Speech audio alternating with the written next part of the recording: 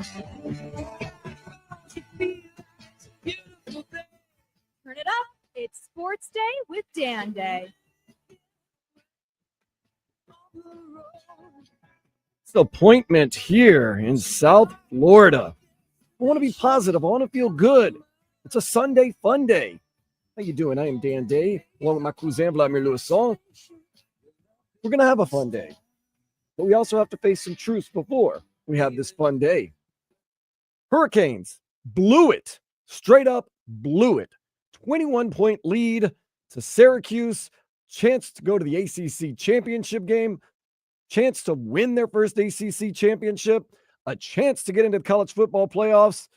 Now we definitely know they're not going to the ACC championship game. We also know they're not winning an ACC championship. We don't know about the college football playoffs, although I'll be honest with you, it doesn't look too good. My cousin Vladimir Louison called it. Ugh, I hate when you're right sometimes. The Dolphins can't win in cold weather. I don't want to hear any excuses. It's not Tua's fault. It's the whole team's fault. Doesn't matter. They cannot win in cold weather, and we're going to get into all of that today. Daniel Solana going to be joining us too, talking about Inter Miami, another disappointment in South Florida. Can the Heat and the Panthers save us? The Panthers have not disappointed. They won the Stanley Cup. Maybe the rest of the teams here in South Florida should take a look at what the Florida Panthers were able to do last year. That's how you do it. They did it last night too, pretty good. 6-0. Thank you, Spencer Knight. Heat, they're 9-8 on the season. Okay, I mean, we get Toronto tonight. One of the worst teams in the league. Hopefully get some feel good north of the border. But man, your expectations so high. Just going into the week, it's Thanksgiving. You get some turkey, you get some stuffing or some dressing, whatever you want to call it, some good food. And you say, man, maybe get some good football. Keep thinking, man, the Dolphins, they'll find a way. They're due. They'll win a game. Thanksgiving night in the cold weather. Green Bay, nah, not even close. To be honest with you, not even close. 30-17. They were down pretty bad. 24-3 at halftime. Yo, the football teams let us down this weekend, man. Canes were just, And, you know, I know what people are saying right now. I've been a long-time suffering Dolphins fan. I've been a long-time suffering Canes fan. Yes, they always let me down. Act like they've been suffering. They always let me down. That's every team that doesn't win the national championship, though, Vlad. Alabama fans, New England Patriot fans will tell you, they always let me down. It's like, what are you talking about? Right, like you've won national championships. I'm sorry, you can't win it every year, or you don't win it every year. You win it every other year. Oh, I mean, that 1 year we were so good, we should have won. Like, I mean, it has been 20 years since, but still a long time suffering Canes fan. 20 years, but still, nonetheless, it was a great ride. And it's not over yet. It's not over yet. But then, no, it's over because they're not making the college football playoff. And how do you know that? You assume who they beat. You assume they have two bad losses. Who they beat? Georgia Tech and Syracuse. And who they beat? I'm looking for a Sunday fun day. I'm looking for a little bit of hope. There's no Sunday fun day here. Nah, not football wise. No. This is Sunday. You get criticized. You're gonna get your ass chewed on Thanksgiving week. I guess the theme would be eat it. We are eating Thanksgiving it right was now. Thursday. Today is Sunday. It. We're eating it. We're still eating it. And this may be the day of the Lord, but you know what I mean? Nah. Dolphins can't lose today at least. This is the day of this is the day you're gonna get criticized. You're gonna get your ass chewed. I mean, yeah. By both Dolphins and Canes. No excuse. I mean, no excuse for either team. They had everything to play for in those games. There's no excuse like, oh, we didn't take it seriously, or oh, we were looking ahead. No. I mean, how do you lose a 21-point lead? Yeah, let's stay with the games. Take Cam Ward out of the Heisman Trophy consideration. The numbers are the numbers. I don't care. Greatest King passer of all time. I don't care. Win games that matter. That's why he's not even going to be in New York probably now. No, he'll be in New York, but what I'm sick and tired of, this is what I hated, right? I'm going to tell you what I hate. And these are some of my friends, so if you feel that I'm calling you out, then I am calling you out. I've said this all season. This defense is not a championship defense, okay?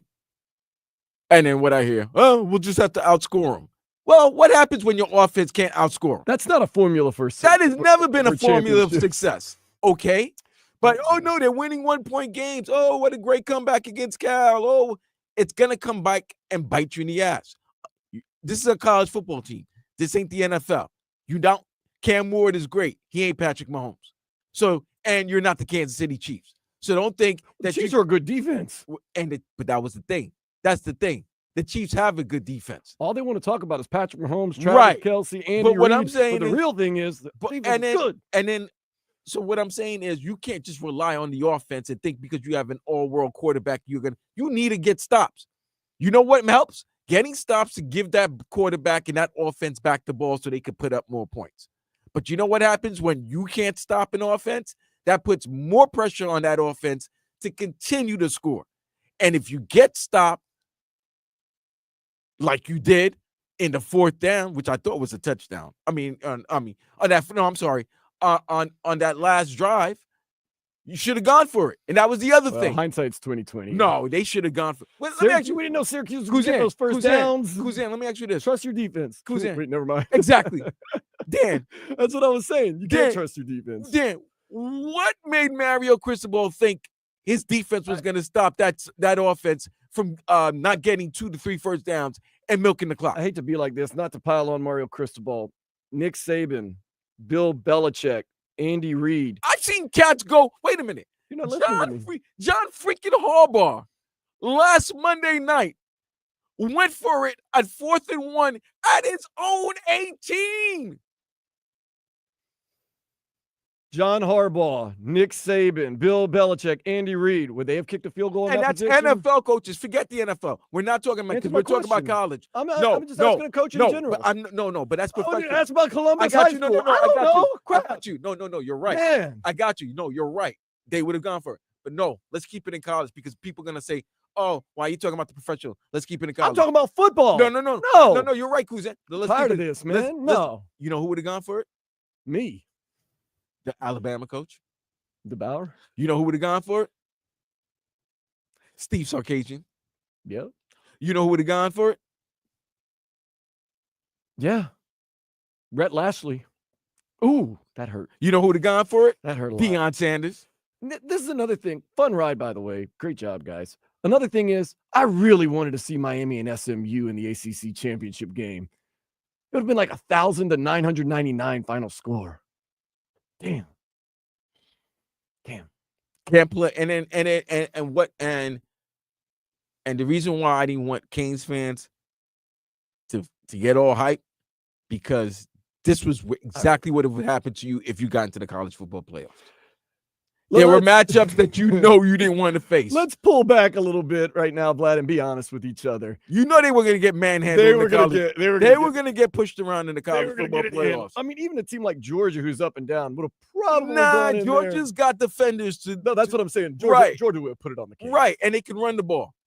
And if you're Notre Dame could run the ball. If you're a Canes fan right now, and I'm no one game, any given Saturday, whatever you want to call it, but for the most part, the top, let's say 7, 8, 9 teams in the college football playoff, they were going to probably put it on Miami pretty bad. You got no defense, and they've got pretty good defenses that can slow down that offense.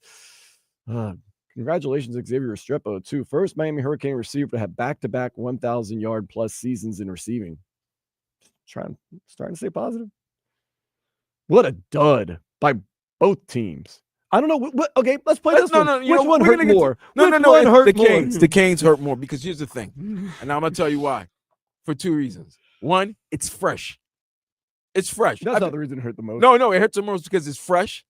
If you're a Dolphin fan, you've literally had 2 days by the time the Canes game came on, at least 36 to 40 hours to get over that.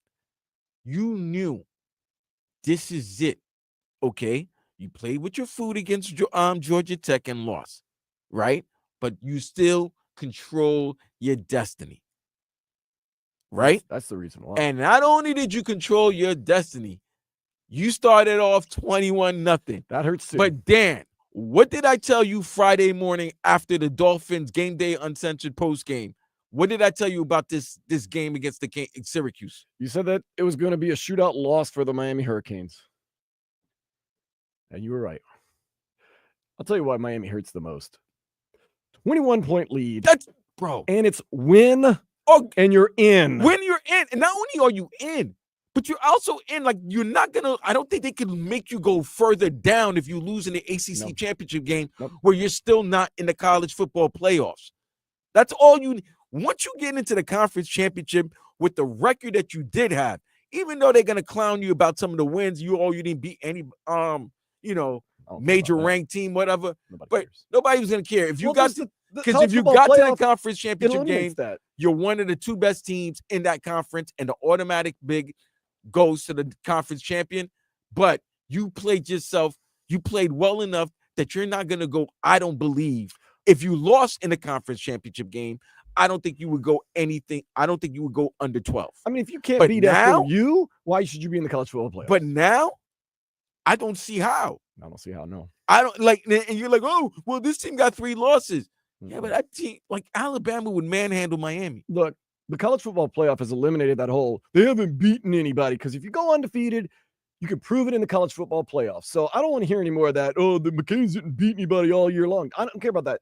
They didn't win against anybody good either. Well, I mean, that's the thing. Because when they really went against good teams on the road, they struggled. They lost to 2 okay teams. And they should have, and they won games that they on the road that they could have lost too. Yeah. Louisville. Woulda, coulda, Callow, but they didn't. But they were playing around with their food. And everybody was like, oh, it's okay. Yeah.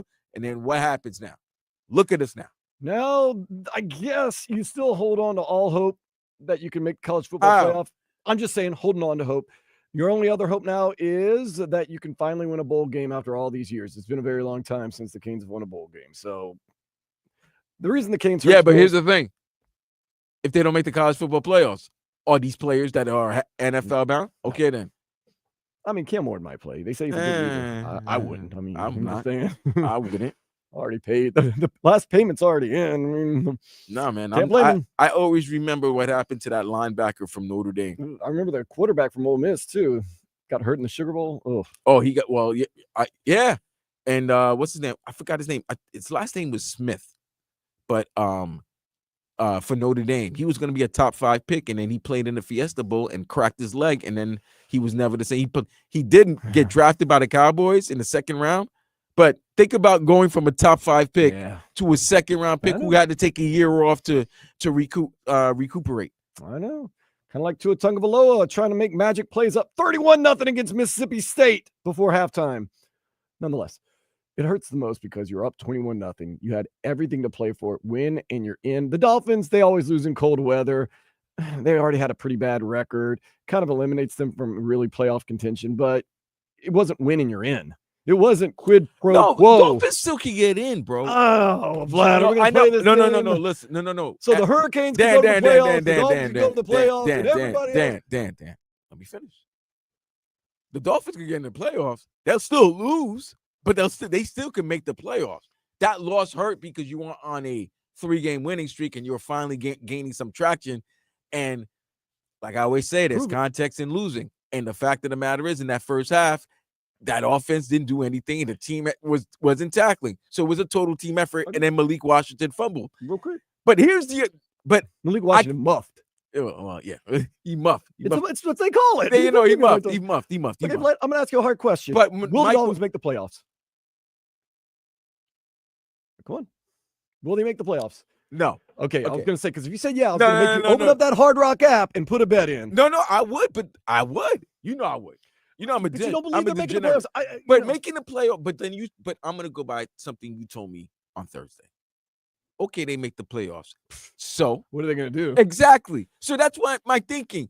Because when you look at these teams, and this is both Dolphins and Canes, you can look at if they make it to the dance, what are they gonna do? What are they going to do? RVA Richie saying, dude, the Dolphins can make the playoffs. Sometimes the NFC has losing teams. I'm telling you, I don't think the Dolphins are making the playoffs. And like you said, what if they do? So they can go get mollywopped again in the cold by, I don't know, Kansas City? Maybe get Baltimore? Yeah, real confident there. Let's go, Dolphins. And don't make that trip, by the way. Don't make that trip unless you really like Baltimore or Kansas City. Look, if you're down here, the football team's definitely disappointed this weekend. Yeah, we also had to work a lot too. For that. But yesterday's, I just want to, Dolphins. You had everything in front of you. Canes fans. That horrible Thanksgiving weekend for South Florida football fans. Okay, let's get to the headlines. Maybe there's some positivity that we can get into. The Hurricanes blew a 21-0 lead to Syracuse, 42-38 final score. ACC championship game, buckle up. SMU versus Clemson. Clemson also lost to South Carolina yesterday. Miami still hopes to be one of the 12 teams in the college football playoff. 9-8 Heat are in Toronto to play the Raptors today at 6. Miami's favored by 4.5 on the road. That was a good game on Friday night. They better not mess around. Yeah. I mean, that's what I'm saying. Tyler Hero making plays. RJ Barrett. Why is anytime RJ Barrett faces the Heat, he goes crazy. Against the Heat, not against everybody else. Guys had to trade him in the Knicks. The Heat, Tyler Hero loves that new offense, man. And there's nobody that loves that new up-tempo offense more than Tyler Hero. He is having a career year so far. Stay healthy. The Panthers, they scored 2 games in a row against the Carolina Hurricanes, this time defeating them 6-0 thanks to Spencer Knight, who was in goal. Kudos to Spencer Knight. That was a weird game. First period, no action. Second period, little action. Third period, whole lot of action. Spencer Knight stopped 20 shots. Spencer Knight played great. Kachuk was awesome. Barkey scored. Sam Bennett scored. Evan Rodriguez. Low-key, Evan Rodriguez is my favorite Panther player. North of the border. Yeah, he just Canadian. He's just a really good hockey player, right? Like really good. Does everything he needs to. Panthers got a lot of that. Huh? Panthers got a lot of good players. They do, and it was good. They starting to they had a little 4-game losing streak. Nobody hit the panic button on that one. Nah, come on. They're the defending Stanley Cup champs. Yeah, but stop doubting Paul Maurice now. 2 good victories against Carolina in back-to-back days. Home and away. Yeah. You know what that means? Panthers didn't eat heavy for Thanksgiving. I could tell teams that ate heavy for Thanksgiving by the way they started. That's why, you know what I mean? Like by the way they started, you can tell, they got the itis or they, you know what I mean? They're not ready. But you can tell the teams that, okay, they ate light. They ate light. Colorado ate light. You know what I mean? Oh, yeah. They Colorado scored a lot. They scored, right. Colorado ate light. Yesterday's basketball games, you could tell, like the Knicks and Hornets played at noon. How you going to play at noon after Thanksgiving? Nah, there's no points. Take the under. They ate heavy. You know what I mean? You can tell they ate heavy. You talk about eating heavy. The Canes basketball team seems like they've been eating heavy for the past 4 games. God. Wait a minute. So hold on. Let me ask you this, Dan. I understand. They went to South Carolina. They went to Charleston, South Carolina for a tournament and then win a game. Didn't play Charleston Southern. But they didn't. They went to South Carolina. Lost all 3 of them. And then they played Charleston Southern, who came to Miami. Yeah. And then they lost. And Charleston Southern is now 2-9. 83-79 yesterday. So you go to Charleston and couldn't win, and then Charleston comes here and you can't beat them. Yep, that's it. And you lost to Drake, Oklahoma State, and VCU, Virginia Commonwealth. VCU, the best of the 3. Really? Bad start. Yeah, bad start to the season. But it gets better, right? Nationally ranked Arkansas. They come to town Tuesday, 7 ACC SEC showdown. Are they coming to town? Yes, sir. And you know who the coach? I'm gonna have to go to that. I already took all the tickets from Paul, so you go ahead and not worry about that. Really? Yeah, I jumped everybody. You got the tickets? I got them all. No, I got 2. That's it. Calipari is going to be coaching Arkansas. If you don't know, I gotta make John Calipari, formerly of Kentucky, formerly of UMass, formerly of Memphis. Where did he coach in the pros? Him and Rick Pitino weren't very good in the pros. They're not worried about that. Nonetheless, Tua Tagovailoa is now 0-8 in games 45 degrees or lower after falling to Green Bay Thanksgiving 30-17. Miami back at home Sunday at 1 against the Jets. Let's get a win against the Jets. NFL games of note today include the Bengals and Steelers at 1, also Arizona and Minnesota. Then at 4:30, Philadelphia, Baltimore. That's the best game this weekend. I'm so excited for this game. Are you going to get the good Baltimore? Or are you going to get the average Baltimore? Are you going to get good Eagles or you're going to get bad Eagles? The Eagles have actually been really good. Outside of that one Saints game where Jalen Hurts got creative and he turned it over every possible way you could, and they still won that game. But then lost the following. Are you going to get the Eagles of last year where they started off 10-1 and then what I like is going to be the battle of the free agent running backs. Yes, Travis. Not Derrick Henry versus Saquon Barkley. Saquon is so good. Good job, New York Giants. You could see the impact that both these running backs have had on their respective teams since signing. And this is going to be a good case to see who the top running back in the NFL is. It's going to be fun. I can't wait for that game. 8:20 tonight, you get Bills 49ers. I know some people down here will not get, but I hope the Bills mollywop the 49ers. I just do not like the 49ers ever in my life. Spring training returns to Jupiter in 3 months, and the Marlins spring home, which is Roger Dean Chevrolet Stadium, is getting a $108 million facelift. Just keep that out. Lionel Messi recently posted on Instagram about FC Barcelona, quote, "Happy 125th anniversary to the best club in the world." He still loves his ex-girlfriend. He's just dating Inter Miami to get by. We know that. Damn. Well, how does Inter Miami feel about this? Thanks for coming. No, like, thanks for wait a staying. minute. Thanks for everything. You still love That's your okay. ex like that? He's Like, trying to yo, put the it out best there. club in the world is us right He now. put it out there, man. He said to the best club in the world. Yeah, that's messed up. You don't even love y'all no more. He was part of them. He was part of the team for 7 seasons. Inter Miami is said to be interested in Liverpool's Mohamed Salah. Now, Liverpool's playing that hard game. Salah's playing that hard game. Like, I'm more out than in. He's going to resign. They'll get him back in Liverpool. He's too good of a talent. He's only 32, so he'll be all right. U.S. women's national team played to a scoreless draw against England yesterday. Coach Emma Hayes is from and coached extensively across the pond before landing here in the States. If you care at all, and we're going to have Daniel Solana on about 1:20 today. MLS Cup final, it's set. LA Galaxy, New York Red Bulls. It's going to be Saturday at 4. Let's be positive. FIU. Wait, who is it? LA Galaxy and the New York Red Bulls. Wow. So they got the 2 biggest markets. They got the 2 biggest markets, but kind of underdog teams, although the Galaxy But had a they really got good the season. Well, no, Galaxy is an original member. Yeah, congratulations. And so is the David Red Beckham Bulls. retired on this day in 2012 with the LA Galaxy, winning his 2nd MLS Cup in a row. So they got 2 original teams from the 2 biggest markets to play. All right, that's what's up. Kind of underdogs, but nonetheless. FIU ended their season 4-8, but on a high as they defeated Middle Tennessee State yesterday 35-24. And FAU FAU like the smacketh. 3-9, beating Tulsa at Tulsa 63-16. Yo, you put a 60 bird on Tulsa? At Tulsa. Happy end of the year. We also have an interim coach. That's Woo! That's their 3rd win of the year. That's great. That's crazy. I'm happy for them to I'm happy for my alma mater to get a nice victory to end the year. For those that made the trip to Tulsa, I don't know why. That's a positive. That's a positive right there. Speaking of positive, let's go ahead and take a step into the day spa. A Massachusetts woman is allergic to everything and can only eat oatmeal and infant formula. The cheap date right there, Vlad. She had to go to the hospital anytime she eats anything outside of oatmeal and infant formula. So clearly she likes milk. She's allergic to everything. Oatmeal and infant formula. That's it. She goes into shock. So she's allergic to any type of food. Everything. Everything? She does everything. What do you mean everything? Anything she eats outside of oatmeal. Oh, so she's allergic to food. That's what I'm saying. Everything that's food. Okay. She goes to the hospispittal. How do you eat baby formula at an adult age? It's all you can eat, or you're gonna die. I'd rather die.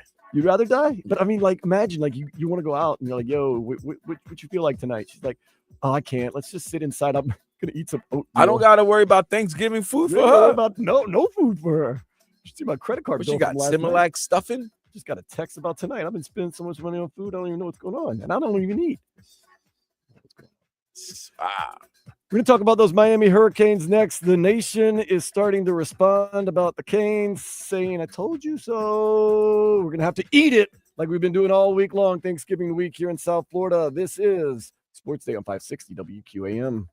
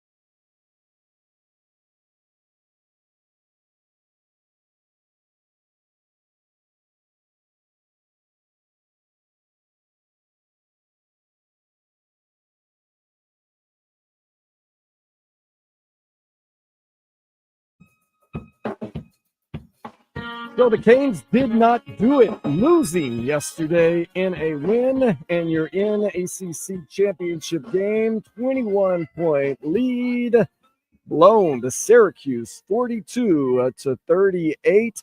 All year long, people were telling us nationally the Hurricanes aren't for real. They haven't played anybody. They score a lot of points, but their defense lets us down.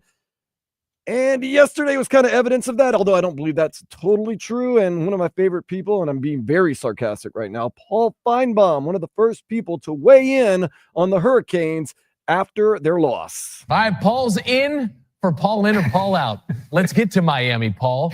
This is the statement. You tell us whether you're Paul in or Paul out. The statement is this: Miami is a fraud after that performance. Are you Paul in or Paul out? Yeah, I'm Paul in on that because you just can't do that when you have everything on the line. And this has been a tendency of Mario Cristobal's teams at Miami. Remember last year, they had the Georgia Tech game one. They blew it. They had this game in hand. They were up 21-0, and they let it slip away on the road. I realize Syracuse is a very good team, but when you have one of the best quarterbacks and one of the best players in the country, you have to deliver. And the Miami Hurricanes always fail to do that. Put the town on alert. Miami's a fraud. I don't agree with that. What do you mean? Miami's not a fraud. They lost 2 games this season. They have a quarterback who may be in New York as part of the Heisman Trophy thing. The nation. They're a fraud. No. They're a fraud. Yes, as a team, they're offensively championship. Defensively, I'm trying to find a good word to say about them being bad. They're terrible. How about that? That's the best thing I can say about that. Defensively, they're terrible. Bro, secondary, trash. Run defense, trash. Okay. Are they frauds because they're not good? Are they frauds because there's a narrative that they should be in the national championship? No, they're frauds because people want to, people assume and expect them to be something, and they're not. What in this is what I always said about the college football playoff, and this is why I loved it. It's because the old ways was, whoever had the best record, 12-0, whatever conference, strength of schedule, all of that, that's how they would get in. And that's all included. But the simple fact of the matter is, you're going to be playing a playoff, a tournament to decide who is the best team. No more polls, no more writers or nothing, anything like that. Who's the best team? And when you're looking at the 12 best teams, is Miami one of the 12 best teams? You can make an argument. Some can make an argument they're not. But the question is, as a Canes fan, do you think Miami gets into the college football playoffs and can win? No. Okay, we'll do this. Miami is not a fraud. They are a good team. They won 10 games this year. They lost 2 games. They almost made it to an ACC championship game. They are a good team. Now, if you're saying, are they a national championship team? Yeah, they're frauds. They're not national championship. And that's what they're talking about. They can't even go to the ACC championship game. Still think they're a good team. Let's play this game of who would do pretty well against Miami. Of course, Oregon, if we played them in the playoff. Bro, you're not beating anybody, bro. What about Ohio State? They're beating us. What about Texas? They're beating us. Penn State? You might be able to get. No, they're beating us. Okay. They're running the ball on us. Notre Dame. Destroying us. Georgia. Manhandling not us. a good matchup. Tennessee. Manhandling us. Do you think if we got into the ACC championship game, we could have beat SMU? I think we would have to beat SMU 69-68. I wanted to see that game so bad. How about Indiana? Do you think we could beat Indiana? Yeah, we could beat Indiana. Boise State? Maybe. That Asian sensation, Genty, I can see him running for 300 yards against us. Oh, he might, yeah. Do you think let's say we got into the ACC championship game and for some reason faced Clemson. You think we could beat Clemson? My hatred for Dabo, I'm going to say yes, but I think Clemson could probably give us a game. Now we're getting down on 13th ranked Alabama. Alabama would manhandle us. Let's go to 14th ranked Arizona State. That would be close. That would be a shootout. That would be close. They got that running back that is just that Arizona State. But think about that. Look at the teams that you named. We're not going to beat 9. It's a 12-team playoff, and there's 75 to 80% of the teams we're not going to beat. Hit at number 15. Could we beat Ole Miss? No, Ole Miss would beat us. What about South Carolina, who beat Clemson, by the way, yesterday? No, couldn't beat South Carolina. Yo, fam, I'm just going down the list to see where we stand. No, Iowa don't State, even have to go. You don't even have to go after past 13. Iowa Once you State? pass Alabama, because Miami's one of those 13 teams. So now the question is, can you beat one of these 12 teams? No. Can you beat even some of the teams that are out, like Iowa State? Can you beat them? Maybe. Tulane, I think you can beat Tulane. I have confidence. Forget all the other. Look, they're not beating the third. They're one of the 13 teams. I'm going And through this. Alabama was outside. I don't need to go from 14 to 25 because they're not. Those teams are not going to matter in the playoffs. Well, we're trying to decide whether they're frauds or not. That's why we're going through these other teams. That's you're looking at the 12 teams. I'm gonna tell you. I'm looking at all the teams. No, where we I'm going to stand. look at the 12 teams that are in the play. The We're 13 not making teams. the playoffs. The Okay. 13 teams that are in the playoff picture. The only two teams that I think that are the only other team that I think is fraudulent as Miami would be Indiana. Okay. So you got a chance with Indiana. That's the only team. So when you get down to about number 19, that's where you start thinking you have a chance. They're you could be listen, when they say fraud, like you said, is Miami a good is fraud of a good are they a fraud of a team? No, they're a good team. They're a good team. Are they fraud of a championship team? Yes. Because they couldn't, in a game that meant everything, win. They were up 21-0. All defense, fam. Once they beat Florida, and Florida State Florida's actually been good towards crap the bed. Yo, all loss. the Canes had to do was win. And they were lucky enough that all the top teams were playing each other, knocking each other off, that they could afford to lose a game. The Georgia Tech game. That week they lost a game. Two other teams lost. I believe Alabama and Tennessee might have lost that week. Something to that effect. Or Alabama might have lost to Tennessee and another top-ranked team lost. But because they played in the ACC and they control their own destiny, even a loss wouldn't affect them. But you lose a game. And mind you, credit Syracuse and that new head coach.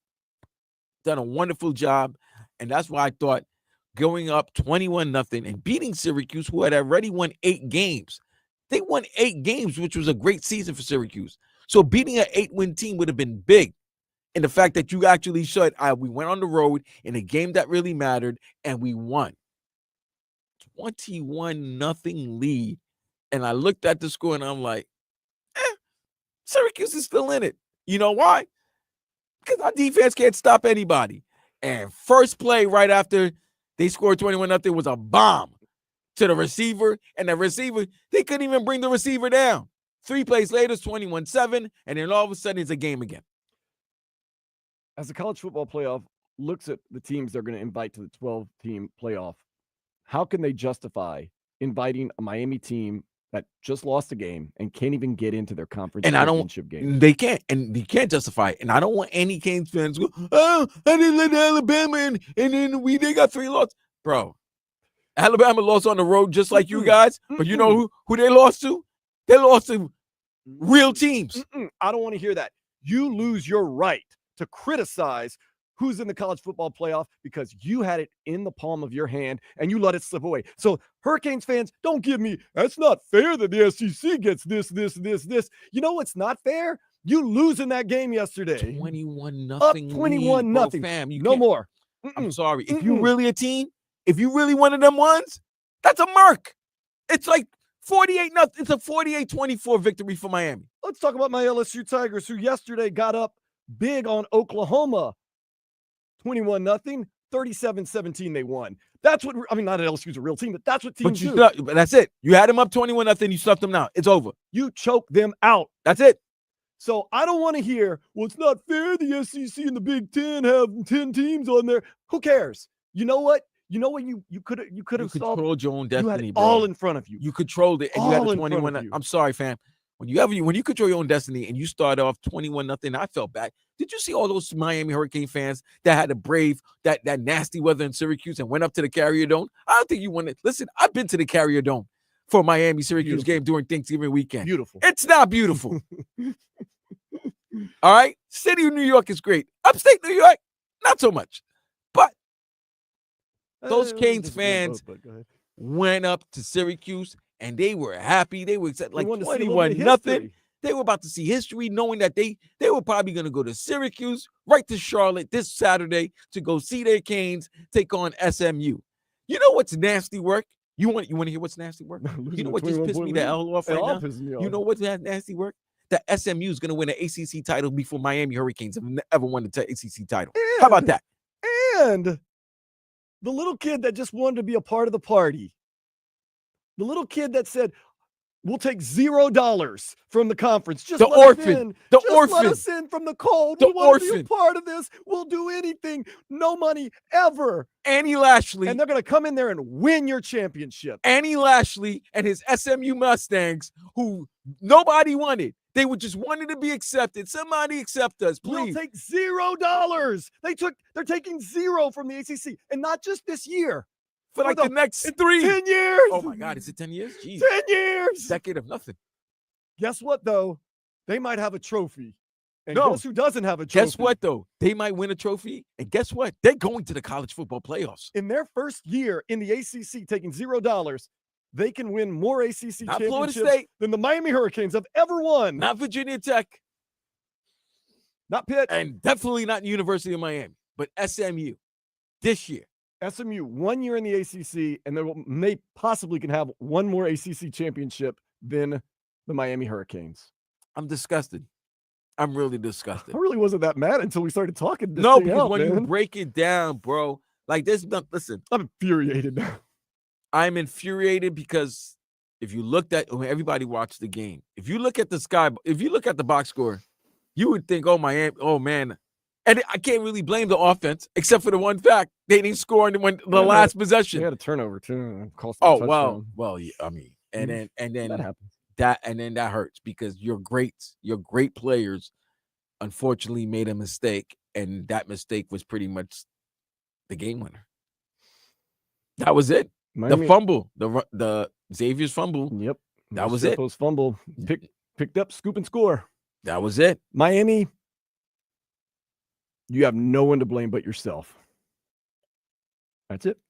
It was a crazy day in college football yesterday. Rivalry weekend. Yo, We're gonna dive into it. No. Man. I have a question before we go to break. As we dive into it, I thought there was a certain holiday that was in June. I didn't know it was in November. Okay, let's take a break. You'll tell us what that holiday is next. 'Cause Okay. I really don't know. I know. Vlad will share this mystery holiday with us, and we'll get I didn't into know the holiday was on college- Saturday. college football frenzy next here on 560 WQAM.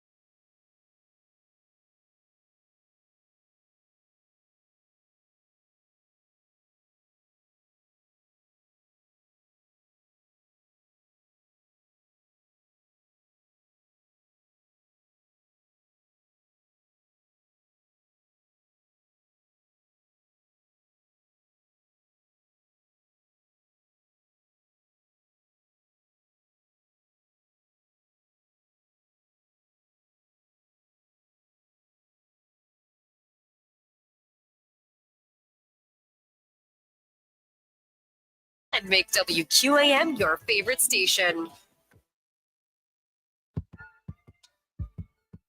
Good morning.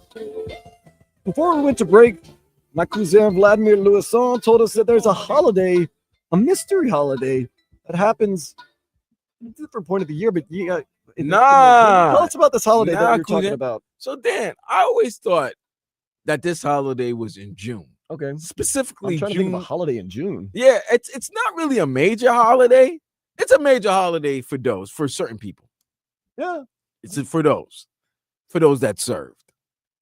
But apparently, it's got a second day to celebrate, or they just changed the day. Well, there's a Veterans Day and a Memorial Day, which are a little bit different, but kind of the same concept. Right. There's Veterans Day, there's Memorial Day, and then there's one day in June where we honor the flag. June 14th. It's Flag Day. Okay, yeah. That's what I always thought. That's what it is, yeah. No. Somebody told those kids that Flag Day was November 30th because from 12 noon to midnight last night, flags were being planted all throughout college football. It usually doesn't end well. And when you plant a flag, usually you plant a flag. You usually plant the flag once the team, once the team loses and the team heads to their locker room, the opposing team or the winning team, they usually plant the flag. Yesterday, the teams that lost did not want to leave to go to the locker room. They wanted to stay on the stadium and see what was going on. And we had an incident in Ohio, Columbus, Ohio. Yes. We had an incident in Tallahassee, Florida. Yes. Then we also had an incident in College Station, Texas. We also had an incident in, I believe, in North Carolina. Let's get into all of it. Let's hear it. Let's start off the rivalry. Florida State. Of course, Florida, they're finishing the season strong. They get the win, and then they planted the flag. That Florida plants the flag. We've seen this cause chaos around college football. Started with Michigan, Ohio State, UNC, and North Carolina State got into it. And they got to get rid of this flag planting stuff. This is causing too many problems here. It's unnecessary. Florida took care of business. You see Norvell telling Napier, don't plant the flag. And then he takes the flag and throws it. So Norvell wouldn't shake Napier's hand at first. He snubbed him. He said, no, look at that. That's not acceptable. I don't know where I stand on this, Vlad. I'm from two different schools. Number one. I know. Number one, you disrespect me like that, I'm coming for you. Number two, you're not supposed to let them disrespect you. Don't let us beat you and plant the flag. You know what I mean? I don't know where I stand. But it's going to cause a fight. No team is rightfully going to let you. Well, you know what? But then this is why I respect the Michigan player yesterday, who I think was talking to Jenny Taff after the game for Fox, the Fox Big Ten big game, right? Big noon game, right? He said you had 60 minutes to fight. You had 60 minutes to fight. Yeah, leave it all on the. Why you want to fight after when you lost? Like I don't. You know what I'm beginning? We're getting some people are becoming real sore losers. I had to say sore losers because what I really want to say was yeah, but I don't know, man. People are becoming Richard Banners over here, but David Banners, but I didn't want to say that. I'm gonna say people. It seems like people want to poke their chest out, and I'm talking about sport. I'm talking about entertainment. I'm talking about in all forms of entertainment. When you battle and you lose, and you don't like the way the results ended up, or you don't like the way you look, now people want to sue, people want to fight, people. No, you had 60 minutes to win the game. You didn't. It's a rivalry game. We all know what rivalry games is all about. We don't like you, you don't like us. There's obviously should be some sort of respect in playing in, by the guidelines. But if you lose, I'm gonna plant my flag. Hmm. I'm not gonna be disrespectful. As long as I'm not disrespectful about it. There's a way to win with class. No. And there's a way to lose with class. So you think somebody could plant a flag on your emblem? Did I lose? Yeah. I didn't represent that emblem. You still fought hard. And I didn't win. There's winning and losing, fam. Like that, I don't get what people talking about. You win, all the spoils. You lose, you're a bum. I don't mind celebrations. In fact, I love celebrations. In fact, I think they should let celebrations go on. As long as you're not taunting.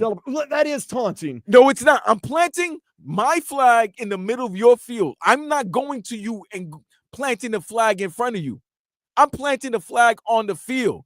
That's your home. If anybody, you didn't protect your home. If anybody, it's my home now. If anybody would ever do that to Miami or my alma mater LSU, I would be infuriated. You could be. You know why? You're not infuriated at them. No. You're infuriated at the team for allowing them because they didn't win. There's a way to win with class. Nah, and there's a way to lose with class. Well, yeah, you can lose with class, but let them win with class too. I am winning with class.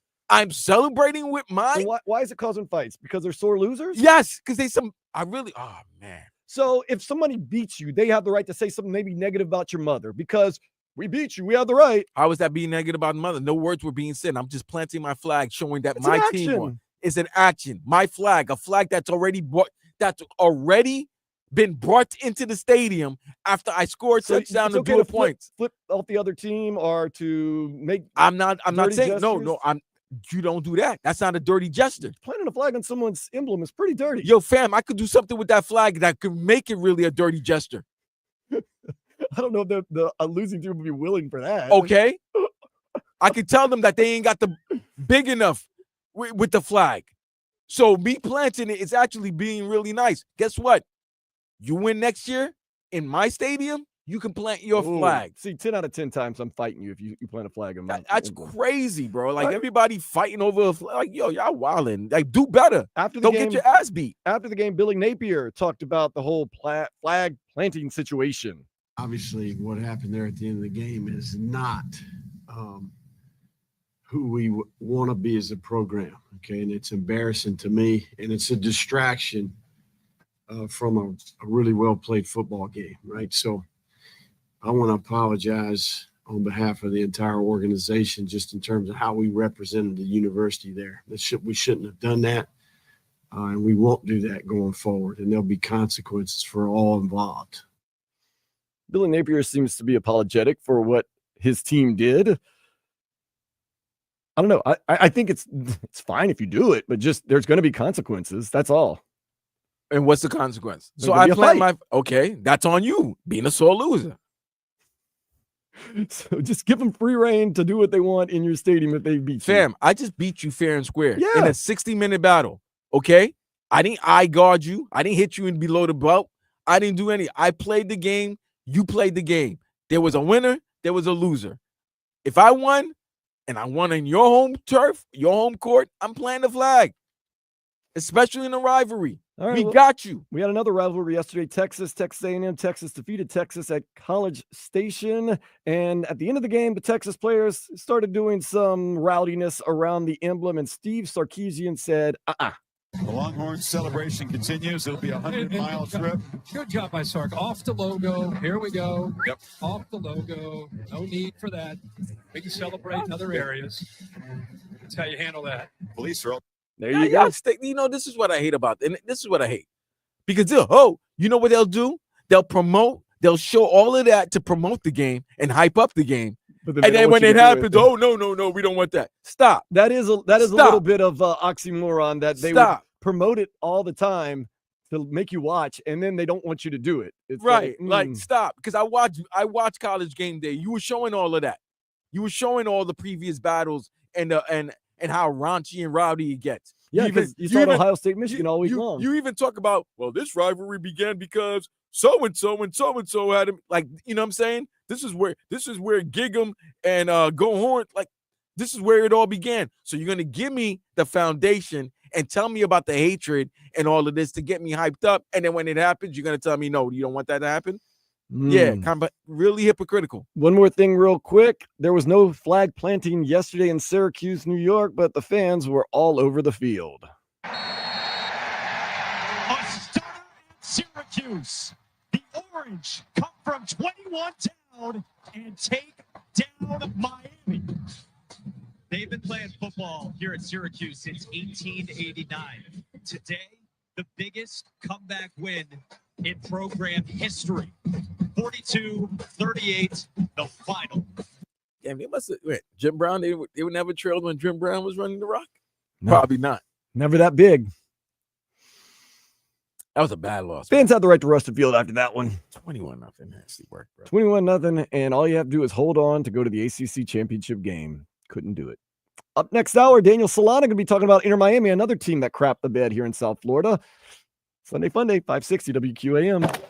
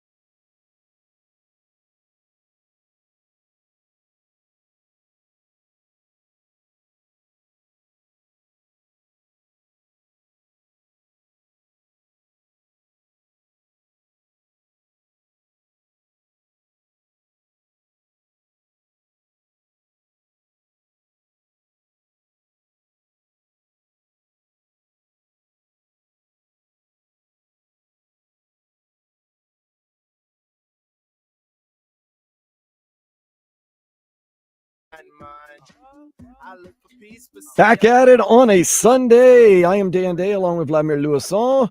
We got some Heat action coming up. We're going to take you to 4:45 as the Heat are north of the border in Toronto to play the Raptors. Second game in a row. They beat the Raptors the other day. Congratulations to them. Panthers take care of business 6-0. I got a question about that game, that Friday night game.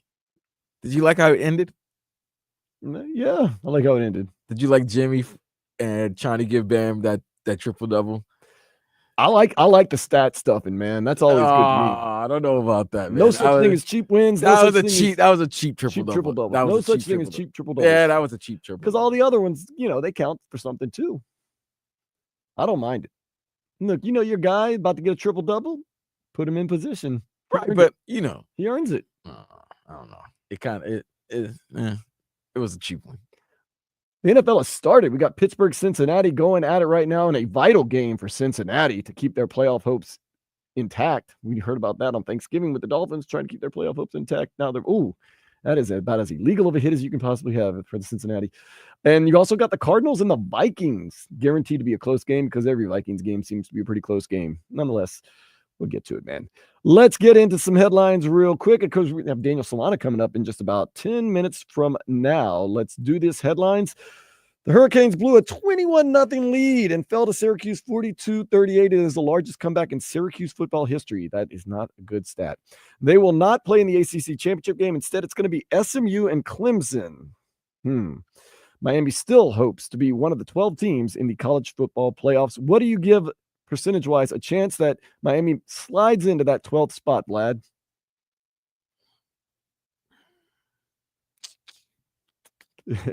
No, I'm thinking. You can't do zero because that's no. I did because I saw where they had a 40% chance of still making the college football playoffs, and that's not bad. I mean, it's not the greatest, but it's not bad. There is still the championship week coming up, right? But I need to know what needs to happen in order for teams. Because, for example,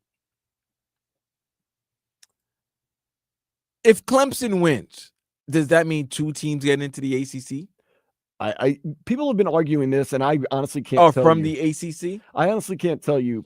I don't know. Or do we as Canes fan need SMU to win so Clemson doesn't have a chance of stealing somebody's spot? I would think your best option would be SMU route Clemson and get some more help because that would mean SMU is really good. That would mean really bad taste in your mouth. Clemson losing 2 in a row. They're not going to get in. Maybe they want to take 2 teams in the ACC, so we would be the de facto second team.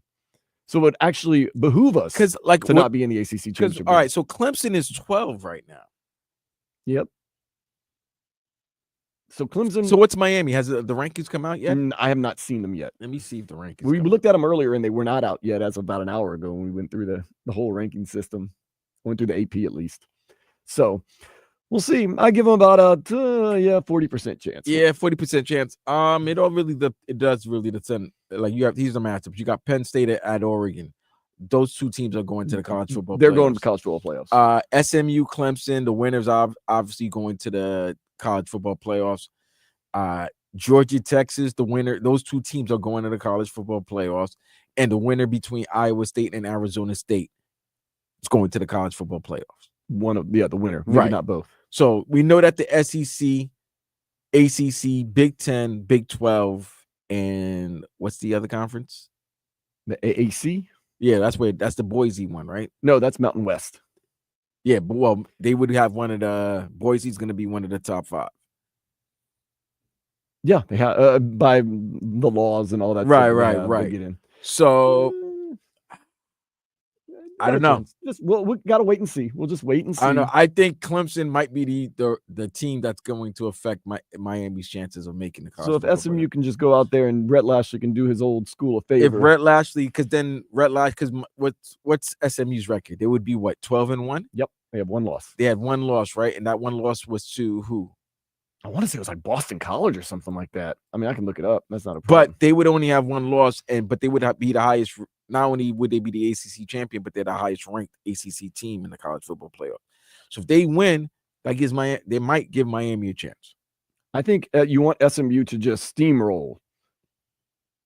Right. You want them to steamroll. They lost to BYU, SMU earlier this year. And that's not a bad loss. Not a bad loss at all. SMU is a very good team, because BYU finished the season 10-2 as well.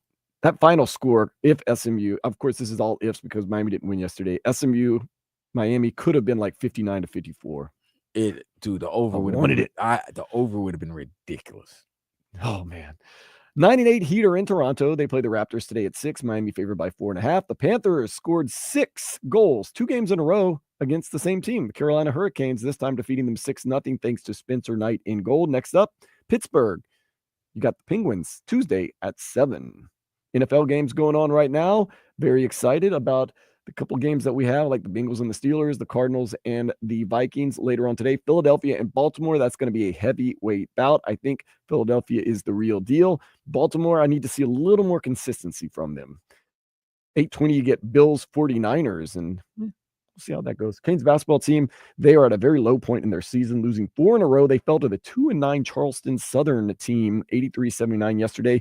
Doesn't get much better. John Calipari and the Arkansas Razorbacks are coming to town Tuesday at 7 for an ACC-SEC showdown. You going to go, Vlad? Yeah, I would love to see Coach Calipari. They've got a lot of talent on that team. I watched them the other day, though. They did not play very well against a Illinois team, but that's college basketball.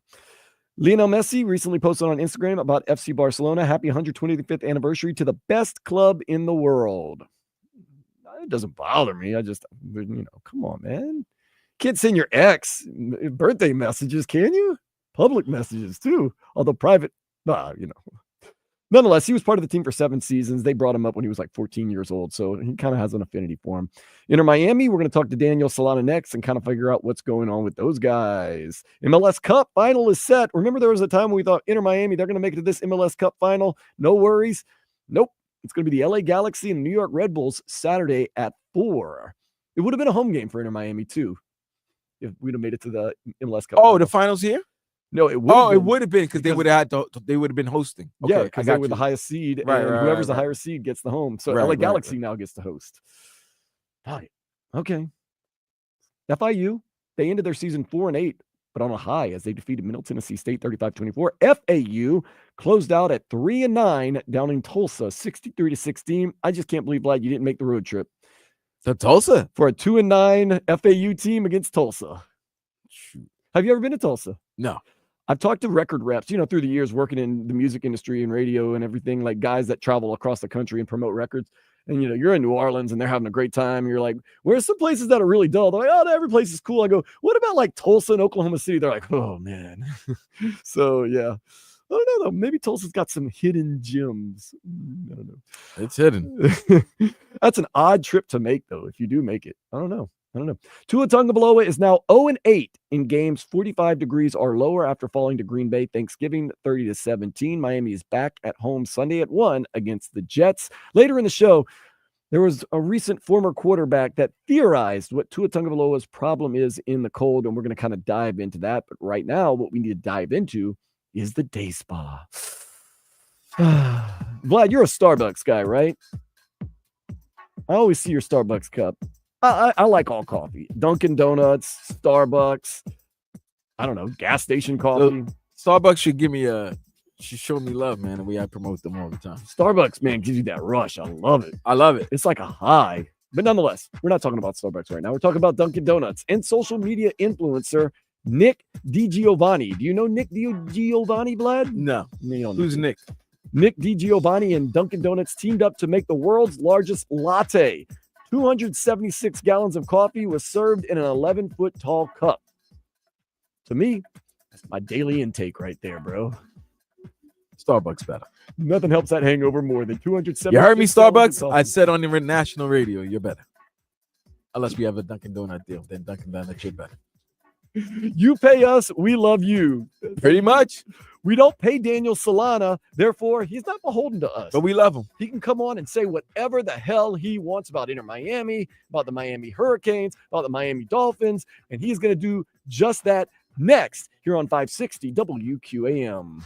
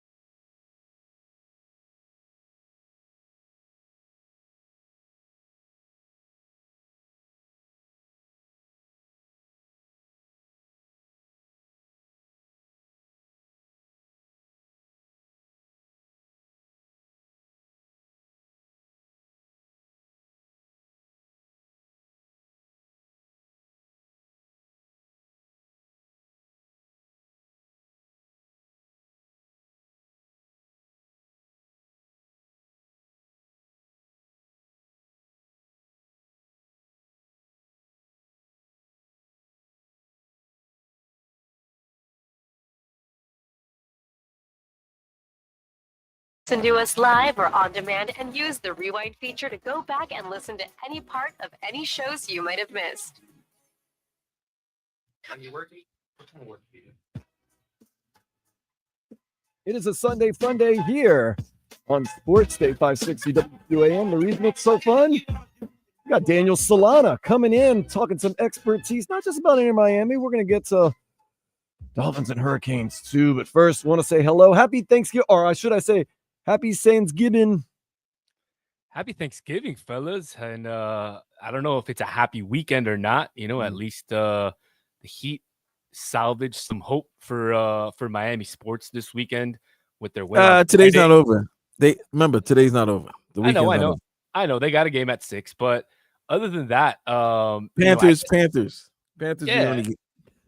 Give us some good news. Well yeah, but we Daniel had some Solana, good news in Inter give us some Miami. good news. Talk about Messi. Talk about Suarez. What's going on? What's the status of those guys and this team? All right, guys. So Suarez has re-signed for the 2025 year.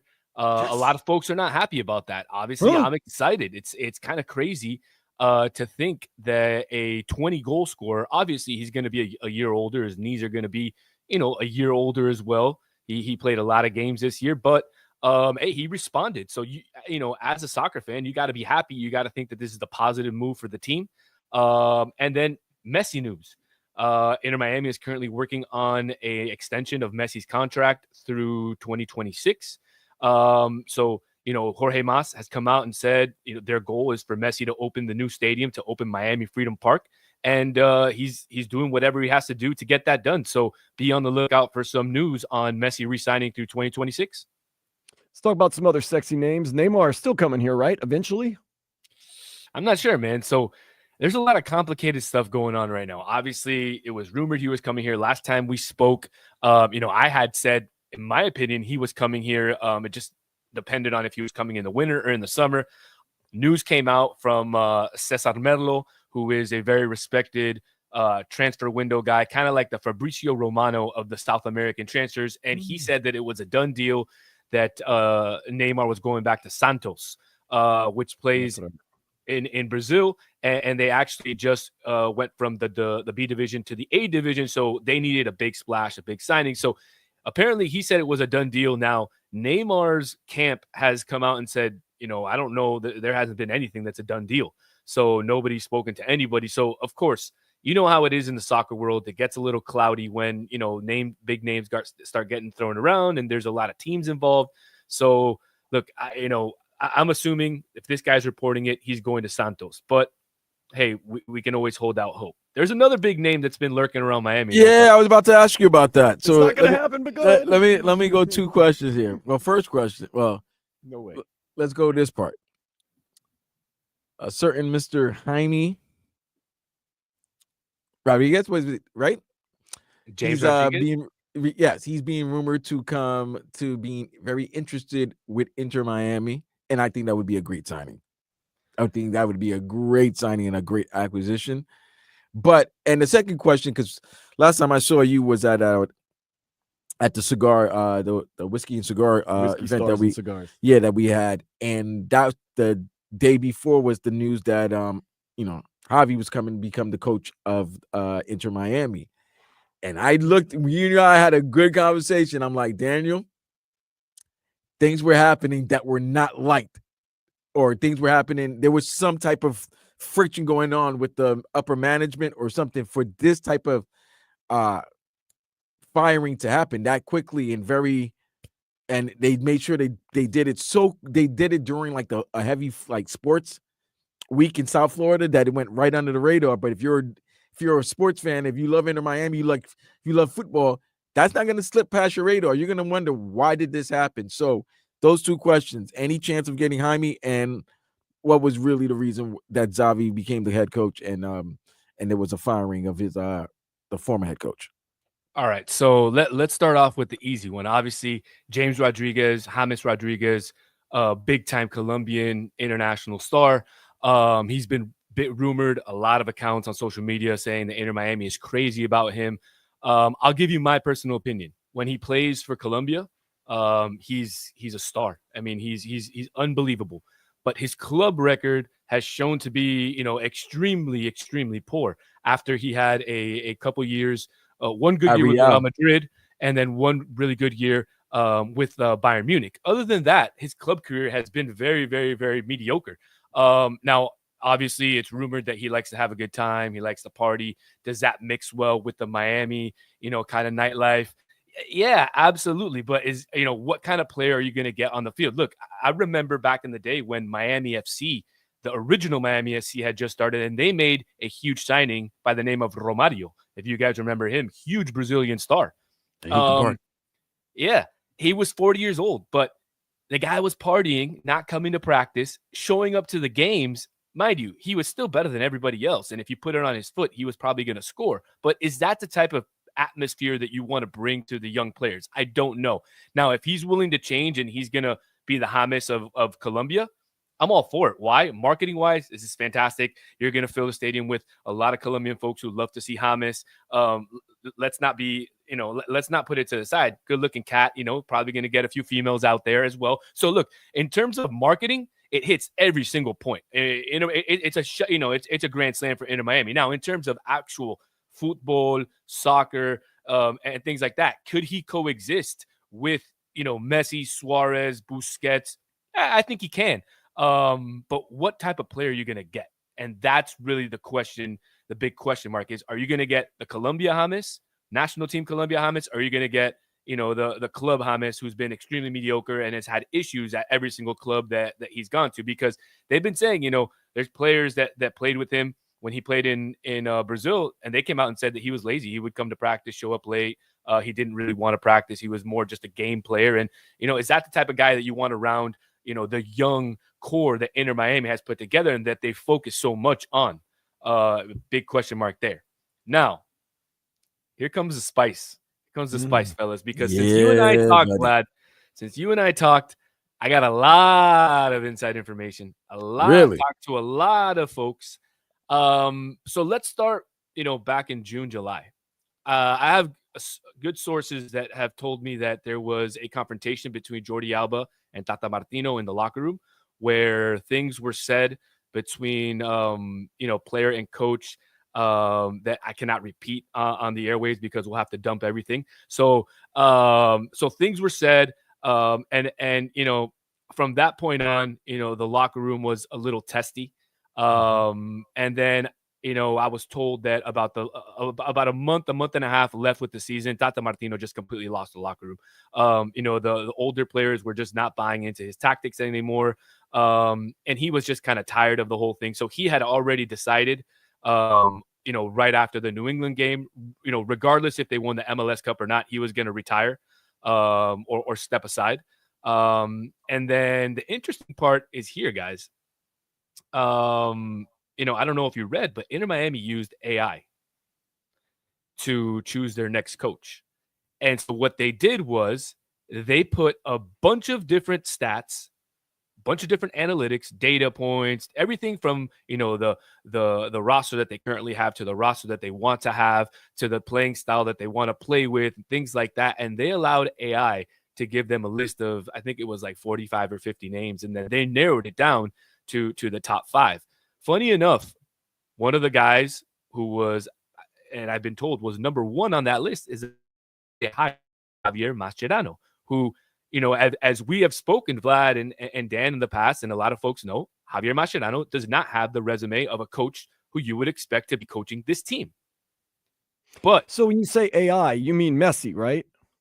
No. I'm talking about real technology. I'm talking about legit technology. Yeah. We know Messi is human because he's gotten injured and stuff, and we've seen that. But Messi, who do you want? They didn't do that. No. So I was told that he didn't have any much say in the process. Yes, he spoke to Tata Martino. Yes, he had spoken to Javier Mascherano. But at the end of the day, it was the front office. Really choosing who the head coach was. So look, a lot of folks are upset. Why? Because his resume is not as good as some of the other names out there. There was names thrown around as like a Patrick Vieira. Obviously, some folks wanted the big name like Zinedine Zidane. Vlad, you and I talked about that at that beautiful event, Whiskey, Stars, and Cigars. I would have loved that as well. We talked maybe Marcelo Gallardo, who had a tough second showing now at River, and of course other Argentine coaches that were available. Is it my favorite choice? No, but you got to be willing to give the guy a shot. He knows. Again, he's got a great resume as a player. He knows the players and he knows the game. So you got to hope that, you got to hope that Inter Miami made the right choice here, because it's a very, very big year coming up, 2025. Yeah, because wow, you kind of hit us with some, you dropped some jewels here, man. Like there was, so for a team that ended up with an MLS record in points, right, and top team throughout the season, but there was turmoil going on. And now when you say that, it kind of, remember that little time towards the end of the season where they were really like they were slumping, they were barely winning games, or they were losing games, or it was just ties, and we were all wondering what's going on. But then they started to win, so it was like, it was just a little bump in the road, but it wasn't really a bump in the road. Things were starting to unravel, and it finally unraveled during that first round series against Atlanta United. But if you're not listening to the coach, and the coach is supposed to be your man's, was there a problem between Messi and Tata? Like, what's going on here? I don't know if the problem was specifically between Messi and Tata, but look. I mean, you said Jordi, and I mean, right. Look, the facts are these. Look, Tata Martino has coached Messi, in 3 different destinations: at the Argentina national team, at Barcelona, and Inter Miami, and he's failed at all 3 destinations. So, could that have been something else? Could there have been something between Messi and him? Maybe, I'm not, privy to those conversations. I wish I was, but I can only tell you what I know. And that's what I know, that there was some sort of, rift in the locker room, towards the end of the season, where, the players were not happy with the coach, and that kind of led to everything that happened. Now, I'm pretty sure Xavi was the favorite, but he's taking that sabbatical. He didn't want to come over here. Look, is Mascherano the best available out there? No, but hey, I'm willing to give him a shot, man. He could be the next Xabi Alonso. Xabi Alonso was a nobody, and then he took Bayer Leverkusen to the Bayer never losing era, and a coach has to start somewhere. So yeah, got to give him a shot. On the new coach Mascherano, kind of tell us his background for those that don't know. Yeah, absolutely. So he played at River Plate. He played many years at Barcelona. Played on the Argentine national team. He was the captain of the Argentine national team, won Champions Leagues, won La Ligas with Barcelona, played multiple positions, was a center midfielder, also played center back.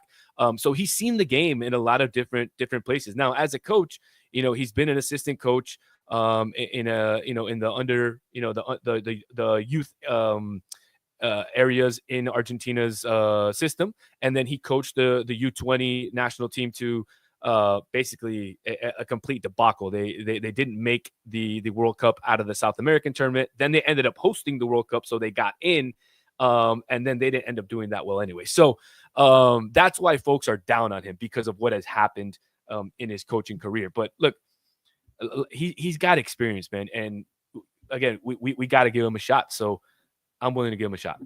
And real quick, there's really no chance that, even though Liverpool and Mohamed Salah are kind of going back and forth, there's no chance he's coming to Inter Miami, is there? Nah, no chance. I mean, I saw the interviews after the game right now on USA, and it was funny because they asked him specifically about his contract situation, and he kind of didn't mention it at first, and then later he said, "Oh yeah, it could possibly be my last game playing at Anfield against Man City." So I think he's kind of adding some smoke to the fire, trying to get some extra cash out of there. Yeah, Liverpool would be silly to let him go. He's only 32 years old. He's still got some good years in him. It might be time. It might be time. Sometimes managers and coaches and teams, they rather do the Bill Belichick, let somebody go a year early than hold them a year later. He's welcome here. At least I think he would be a great addition to the team. I would think he'd be a great addition to the team, because at least you think you can hold him for another 5 years. Like, that's the thing. That's the next step. To get the superstar not towards the tail end of their prime, but not so much at the end. Like maybe, they always say the back nine, maybe at the 12th hole instead of like in hole 16, you're getting the player. Maybe get him in the 12th hole so that he can give you maybe a good 4 or 5 years, because I think that's what Inter Miami trying to do. Obviously, we're a month away from 2025 beginning, and then all of a sudden, it's 2026, and then that's the World Cup. Like the World Cup's not that far away from us, guys. But you want to need somebody after Messi, because Messi's not going to play forever, right? Right, Daniel? Like he's not going to play forever. So you're going to need to have a draw. That's why when we were talking about James Rodriguez, it's a great draw. We have a heavy Colombian influence here, positive Colombian influence down here, okay? And they love their football, all right? So we already know a draw of James coming to a team like Inter Miami, what it would do. Like I'm telling you right now, there's no way they can keep 20,000 people in Chase Field if James is in Inter Miami fan. There's no way they can keep that. They're gonna have to go to a big stadium. Colombians are not going to wait. They get to see their favorite player. It's not going to be like that. It's not going to be like that. Those tickets are going to be worth $350, $400. That's what's going to end up happening. So a lot and of they're gonna, and you know what they're gonna do? They're gonna buy them. They'll buy them and they'll make copies. We don't remember the last time Colombia played in Miami. Okay, they'll buy them and they'll make copies. Sometimes they don't even make the copies. Okay, and sometimes they don't even make the copies. I can't get into that one, folks. I can't get into that one. Vlad, I'm inviting you right now. January 18th, Chase Stadium, U.S. men's national team versus Venezuela. How about we do that one? I'll do it. That's 2 days before the born day, and right after yours. I'll join you, fellas. Let's do it. Now, transitioning real quick, Daniel Solana, since we have you, who are you more upset with right now? The Miami Hurricanes or the Miami Dolphins? Or Inter Miami? There's no doubt the U. There's no doubt the U. I mean, you can't lose that game yesterday. I mean, up 21 nothing. I mean, that just goes to show that, the defense wasn't there. Just the defense didn't show up to play yesterday. Offense was there, defense wasn't there. But I mean, I expected the Dolphins to lose. You guys know I'm not much of a Tua fan. And I just don't think they win in the cold weather. It's proven they don't win in the cold weather. They can't beat the good teams. All they do is pad stats against the teams that are, basically in losing records or non-playoff teams. And that's just not a good team. Daniel, who's that for? Because here's the thing. My theory. I always, I took this from Power, but the streets need a body because somebody has to be blamed. So the streets are going to need a body.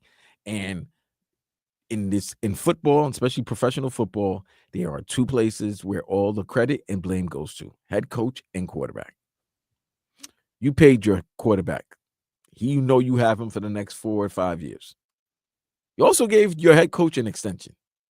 It's been 3 years. You have 3 years of data. So you are who you are. They cannot, like you said, win against good teams on the road, and they can't win in cold weather. And unfortunately for Miami, they play in a division where the other teams are cold weather teams. They play in a conference where most of the good teams are cold weather teams. So if you're a Dolphin fan going into 2025, what do you see that's going to happen? What changes do you see that's going to happen that's going to make you feel like you're going in a better direction that what you've been experiencing the last 24 years, because it's been 24 years since you've had a postseason victory? What do you think, what do you see as a fan, Daniel, that the Dolphins can do or will do to change the impression that they have? Because being called soft and everybody calling you soft is not a good thing. It's not a good reputation to have. It's even worse when you are. And it's a rep. And every time you talk about it, you say, no, we're not soft. And then you go out there and you prove it. You are soft. You're softer than charming. Like, what do you do? Look, I don't think it's neither Tua's fault nor it's McDaniel's fault. I think the name, that you really have to look at is Chris Greer. I mean, he invested over $100 million in 2 receivers. He invested over 100 and something million on a quarterback. So you basically have more than $250 million invested in 3 players. And are those 3 players making the difference for you this year? Or would it have been wise to use some of that money, on other positions that, we're lacking in? We're lacking on the defensive end. Obviously, safety's not that great right now. Some of our cornerbacks are getting burned. And really, our only offensive weapon right now is Jonnu Smith. I mean, my brother's boy, Jonnu Smith. But FIU. so yeah, pause up. But I mean, so you got to question some of Chris Greer's moves at the end of the day. I mean, he's really the architect of the team. McDaniel is the one coaching it, and Tua is the one captaining it at the end of the day. So there's an order in line. If the chief doesn't give you the Indians to do the task, then what are you going to do? You can only do so much. So I think you got to take a look at that and look. I know a lot of folks have said, if you fire Chris Greer, that might be a clean sweep. You might have to end up firing Mike McDaniel and stuff. But I don't know. I think, you might be able to find somebody who's willing to work with Mike McDaniel. I mean, who's not going to be willing to work with somebody who smokes a vape on the sideline? I mean, come on, right? Well, you can't let him go, guys. No, it's too much. Because this season, I try to tell people, if you really take a seat, maybe have a beverage of your choice, and you sit back, relax, and think about it. They could afford to lose this season because those contracts don't kick in until next season. So if you fire Chris Greer, that's cool. You get another general manager, but that general manager is stuck with Mike McDaniel because he just signed a contract extension. Tua just signed a contract extension. Tyreek Hill just signed a contract extension. Jalen Waddle just signed a contract extension. Jalen Ramsey just signed a contract extension. So all those contracts start 2025. Yeah, but that's gonna be the job of the new GM to come in and kind of clean house and see, okay, hey, who can we get rid of? What can we trade? And look, it's probably gonna hurt. You're probably gonna end up having to trade some of these big guys for lower round picks and things that you didn't expect of just to get them off the books. But I mean, I don't think this team really needs to rebuild.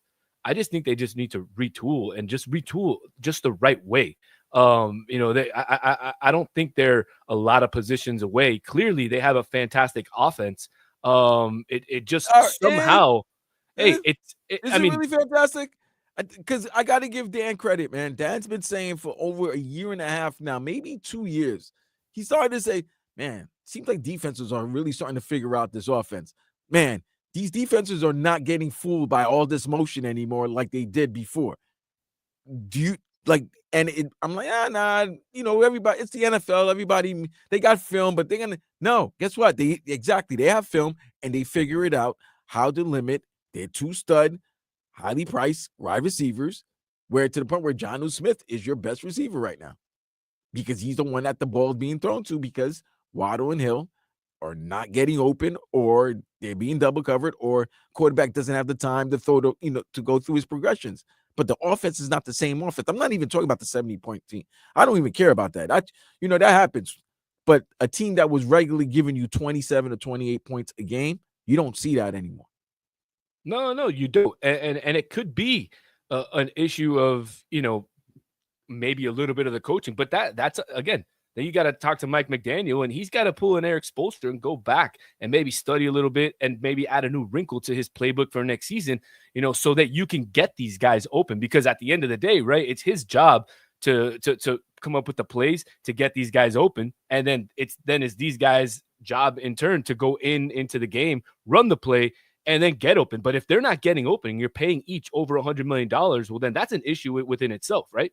You can't be paying wide receivers over $100 million and they're not getting open for you, or they're dropping the ball and not, basically living up to that contract. Well, unfortunately, next year we're going to see a lot of the same from the Dolphins, probably Chris Greer. Fortunately, though, we have you, Daniel Solana, and I'm thinking one of these Sundays we need to have a Solana Sunday where you come in and you hang out for the whole show. When's the next time you're golfing again? I'll be golfing in 2 weekends. Near us? Nah, it'll be down here at Miccosukee, man. We got the Ryder Cup. It's the soccer players. Oh, wow. It's the soccer players against the baseball players. Well, one of these Sundays we're going to coordinate to have a Solana Sunday where you just come and hang out for the whole show. Absolutely, man. I'm in 100%. Sounds like a deal. Daniel Solana, follow him at Danny, DANI, Solana 5 on all the social media. At Battered Herons. Battered Herons podcast every day, all day, all the time. Just look for it. We'll get it going. Thank you so much, man. Come back, keep it a buck real quick. 560 WQAM.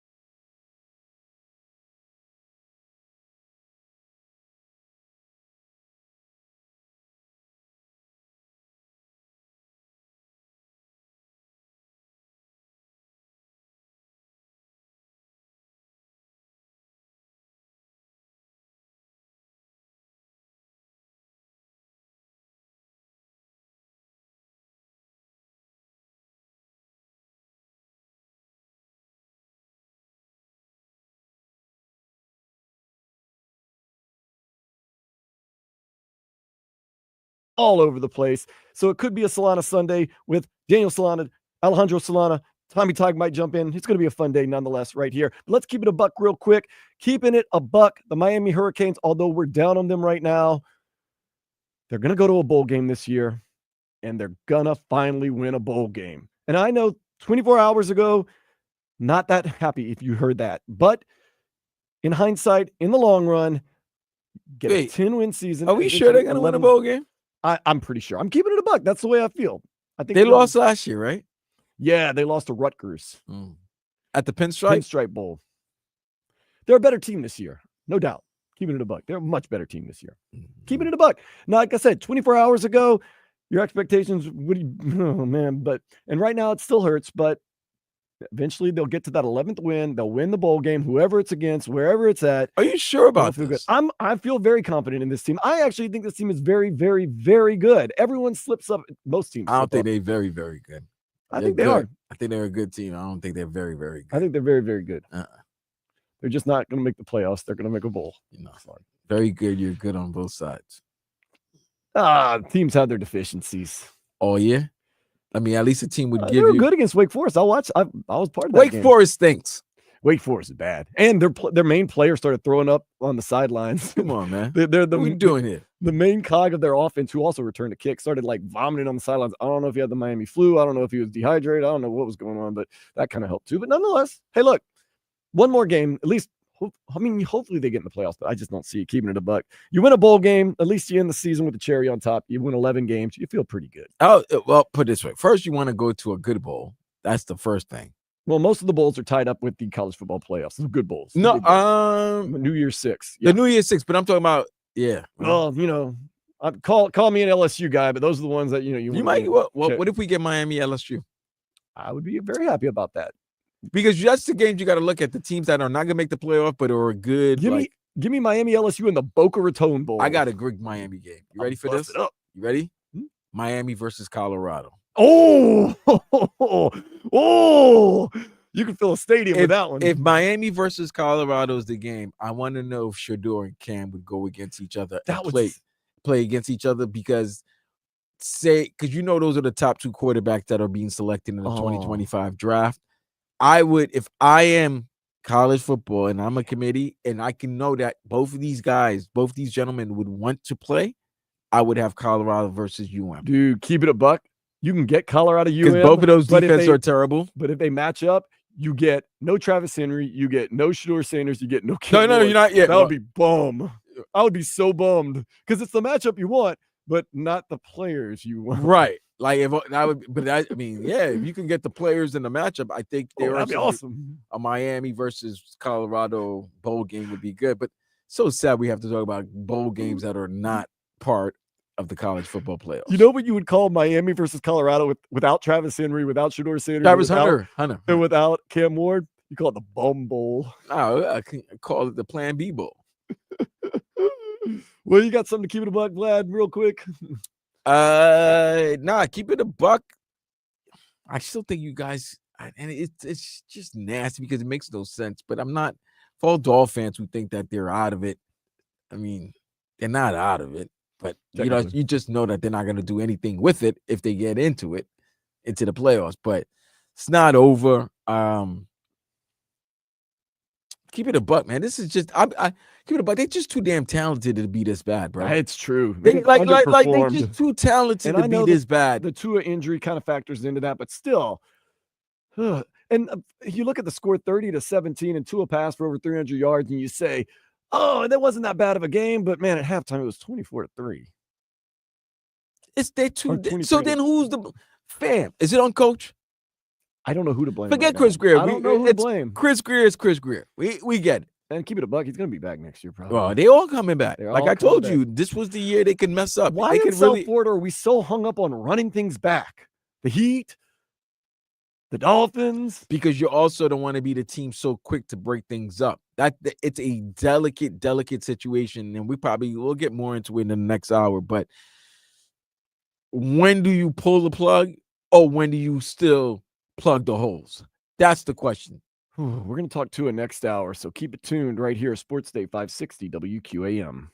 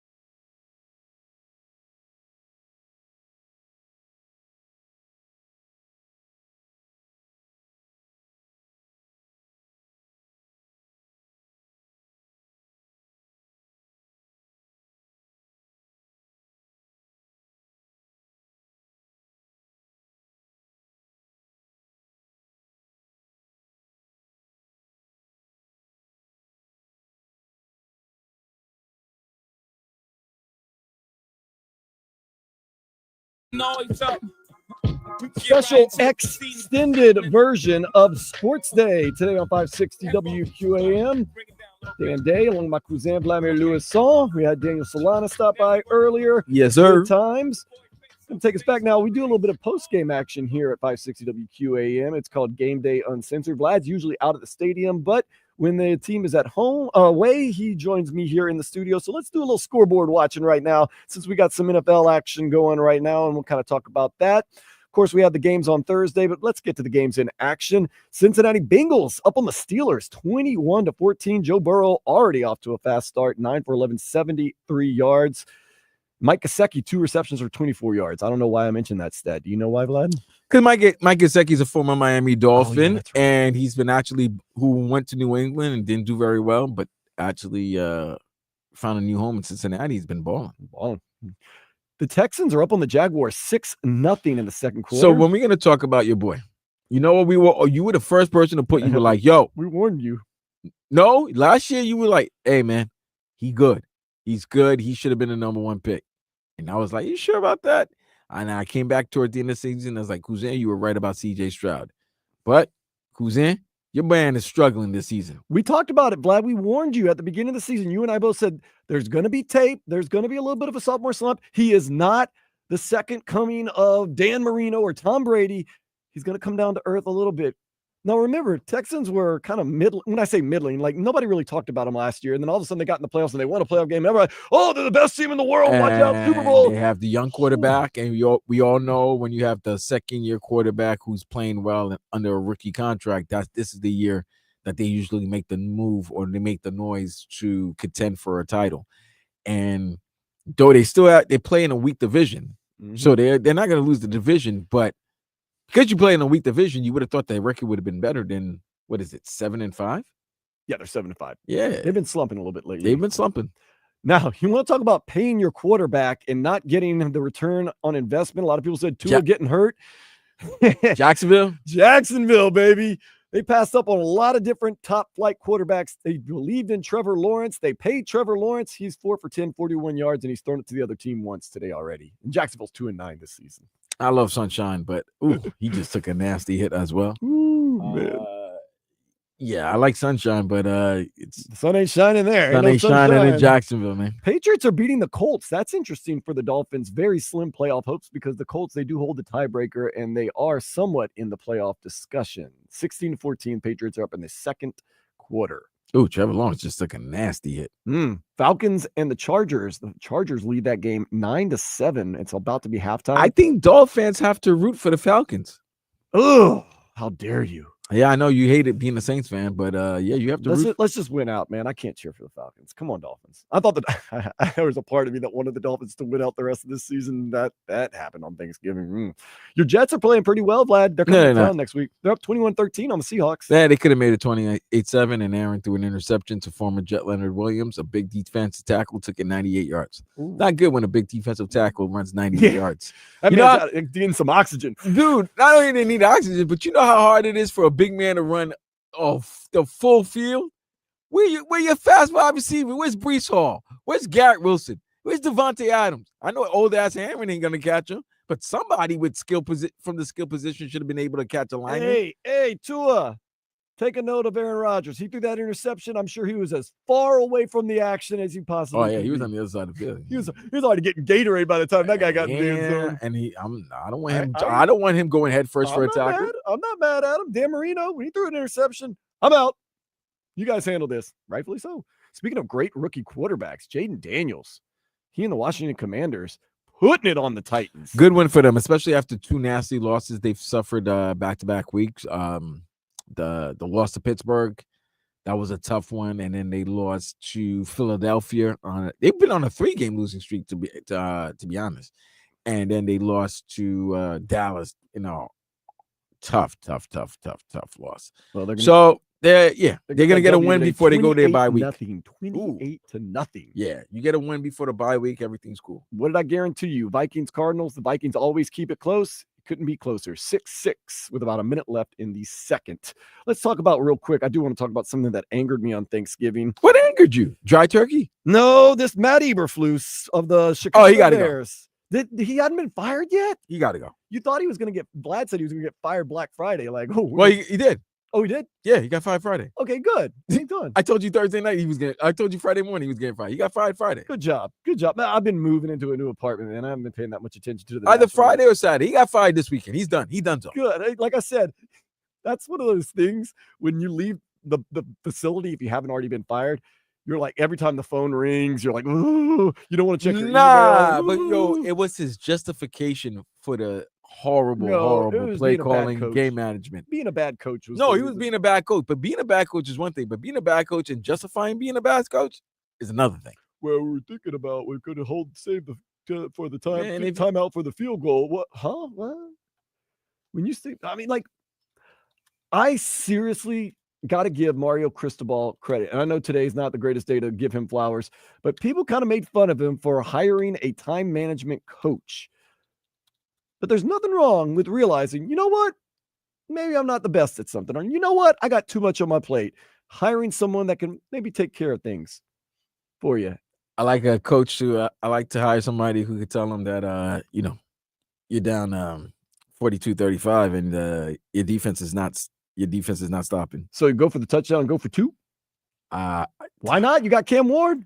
That's not the worst decision in It the world. was very, very weird for me. Good decision if it works, bad decision if it doesn't. That it's very weird to me that they didn't go for it on that fourth down in the red zone. He just trusted his defense. I mean, that's all you can say. And his defense let him down with they got 2 first downs. Syracuse, high-powered offense. You have a defense that's struggling. Go ahead and kick a field goal, put it in the defense's hand. They'll cough it up. They'll punt it away. They decided not to. Damn it. 21-0 lead, too. That's what hurts the most. Good thing Matt Eberflus got fired, though. No, he got fired. When you don't do your job well, and I hate to see people get fired, but if you don't do your job well, I don't feel bad when you get fired. Sorry. I not after you've had 3 or 4 years. Because here's the thing, right? A lot of people thought Justin Fields is a bust, but he went to Pittsburgh and he helped Pittsburgh get to lead them to the first 6-7 weeks of the season to a first place in the AFC North. They see they have a good quarterback. So we're all wondering, is Justin Fields the bust, or is it the organization? Is it Matt Eberflus and the team? So now you traded him and he's doing well in another organization. Yeah, but a you got more your quarterback of settled, the stable future. organization. You've got your quarterback of the future. Right. And he's going through the same trials and tribulations that the quarterback prior had. Caleb Williams has been, well, there's parts in games where he's absolutely terrible, but then there's other parts where he's actually really good. I'll let him get away with that because he's a rookie. Right. He's going to go through ups and downs. But you know who's not a rookie? The head coach. He acts like it. And that was terrible. But this is one of those things. And first of all, I mean, he probably got paid a lot of money too to be a head coach. But if you're not good at your job and you get fired, I don't feel totally bad for you. I don't feel bad for Matt Eberflus. And I hate to see people get fired. I do hate to see people get fired. But when you're justifiably fired, should we feel bad? I mean, Bears fans, I'm sure they're very happy Matt Eberflus is out the door. Terrible. Speaking of terrible and feeling bad, Hurricanes blew a 21-point lead yesterday to Syracuse, 42-38. That means they will not play in the ACC championship game. Instead, it'll be SMU and Clemson. SMU, in their first year of the ACC, could win an ACC championship, which would be a grand total of 1 more than Miami has won. They've had the same amount of ACC championship appearances. That's true. They already have that. And in their first year, they've already tied the appearance. SMU just wanted to be They just wanted to be loved. Let me into They the just wanted party. to be accepted. That's like the kid you don't want to come to your party, or like, let's say in college, you're like, oh man, I don't want to invite. I'm just throwing out a name, Matt. Man, Matt sucks. But Matt's like, yo, man, I heard you have a party. Man, it's kind of like one of the small things.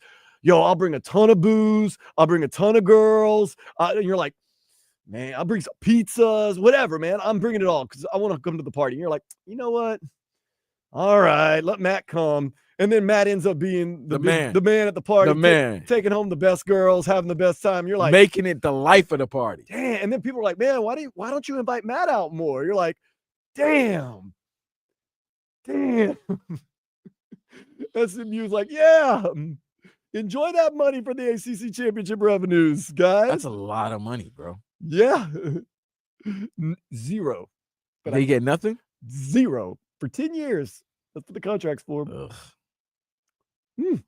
9-8 Heat are in Toronto to play the Raptors today at 6. Miami favored by 4.5. We're going to get preheat started at 4:45 following this show. Panthers scored 6 yesterday on the Carolina Hurricanes up in Raleigh, North Carolina. They won 6-0. Spencer Knight was in goal. Next No, up, they were home. This was a home game. Oh, wait, so they were in Raleigh last game. Yeah, they were in Raleigh on Friday. Got to pay more attention.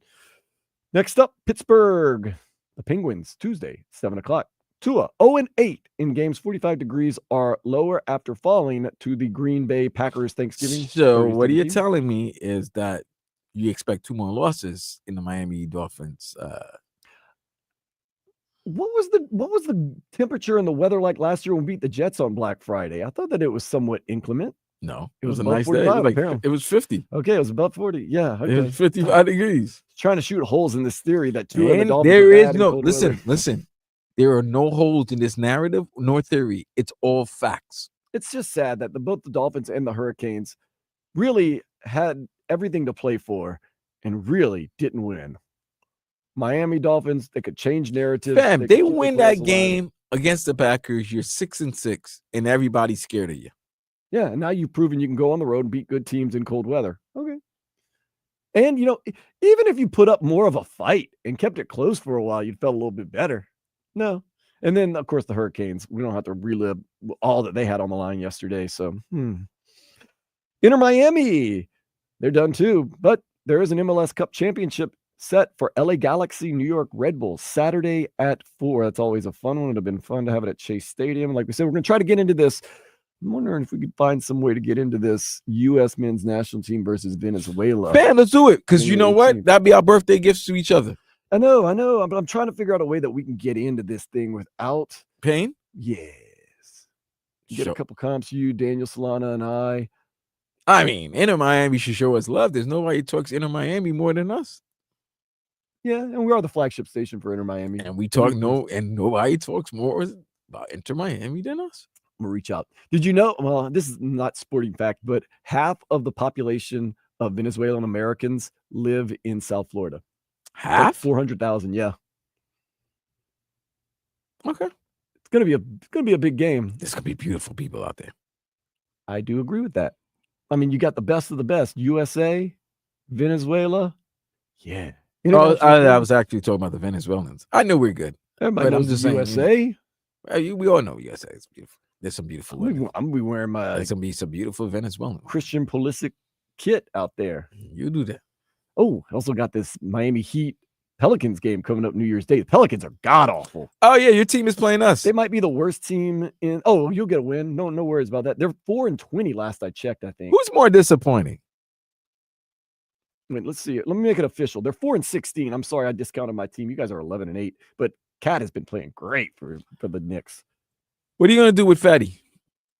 Fatty McDunks. Ride or die. I don't know if you want to ride or die with that, man. You gotta let Fatty McDunks go, bro.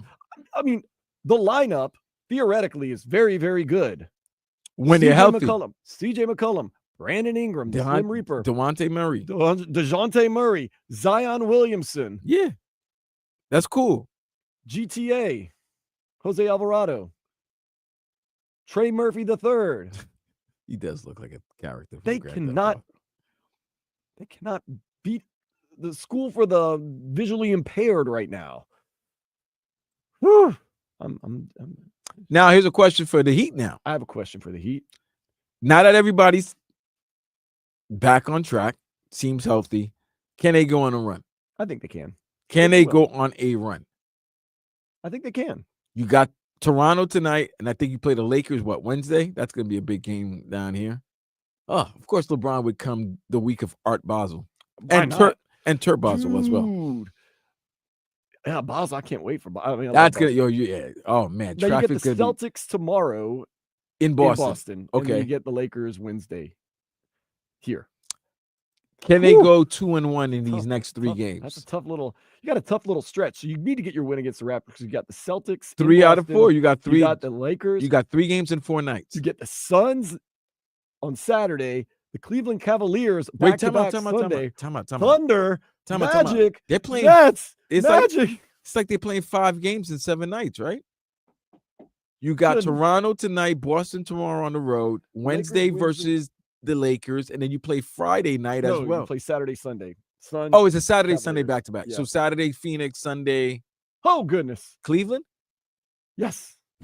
Oh, goodness. Look at the schedule that's lining up. So you beat the Raptors tonight. Please, Heat, get to 10-8 because you got the Celtics, Lakers, Suns, Cavaliers, Thunder, Magic. You get the Nets, the Magic again. Nets are not an easy game. Nets are a Goodness tough little gracious. scrappy team. That's a tough stretch. Dude, that's a playoff stretch. That's a tough stretch. All right. So how many games is that? 8 games, you said? Yes, sir.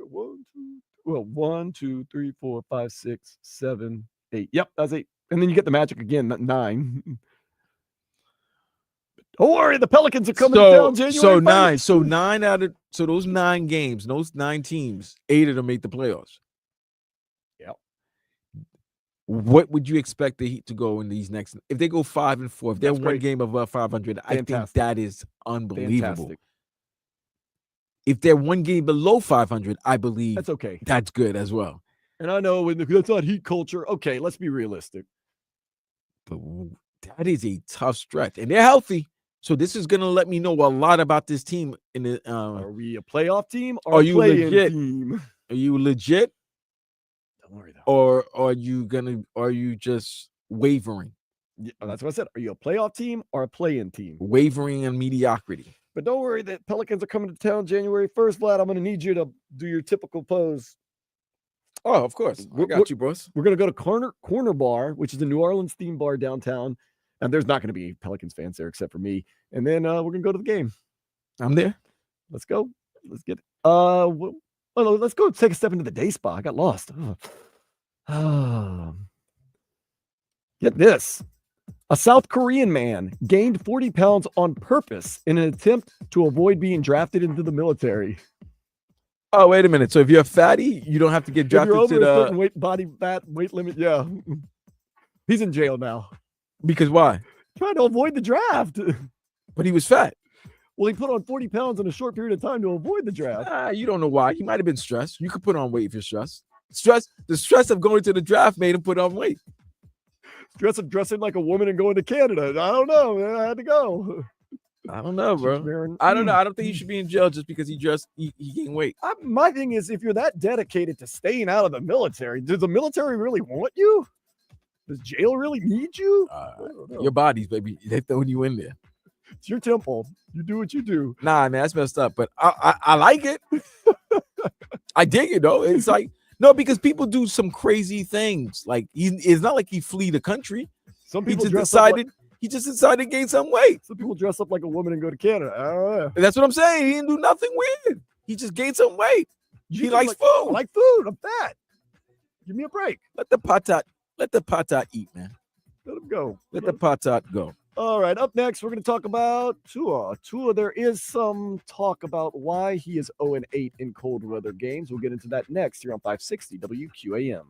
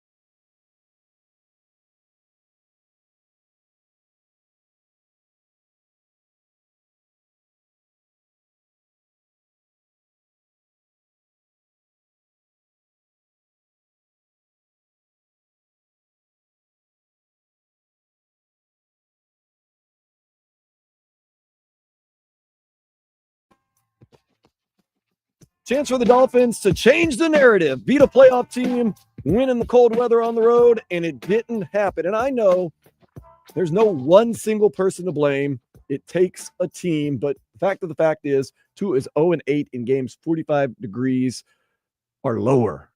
Cannot deny that. So what is the problem? Well, former MVP and former Carolina Panther and former New England Patriot Cam Newton was recently on ESPN, and he has a theory on why Tua doesn't do so well in the cold weather. If anything that you need to know about the Miami Dolphins, Mike McDaniels, Tua Tagovailoa, and cold weather situations, why are all of their routes dinks and dunks, or it's in-breaking routes? Show me a deep non-ball or deep post or an out-breaking route. What am I saying? I'm saying Tua's arm strength is exposed in cold weather. How do I know this? I thought the cold was just another type of situation. When I went up to the internship in New England and we had to go outside to practice on a day-to-day basis, that ball was flurrying out there rather than getting there on a straight line. What I'm saying is the verdict is out when scouting the Miami Dolphins because Tua doesn't have the arm strength in cold weather. So you have Tyreek Hill, Jalen Waddle, and respectfully Odell Beckham, one of the top tier receiver skill sets in all of football. We want to see these guys fly down the field, not dink and dunk down the field. All right. He's not a dink and dunker. We gotta stop that. He's not a dink and dunker. He was throwing it somewhat down the field. I think Cam Ward wants more of a lateral vertical game, but this is the thing.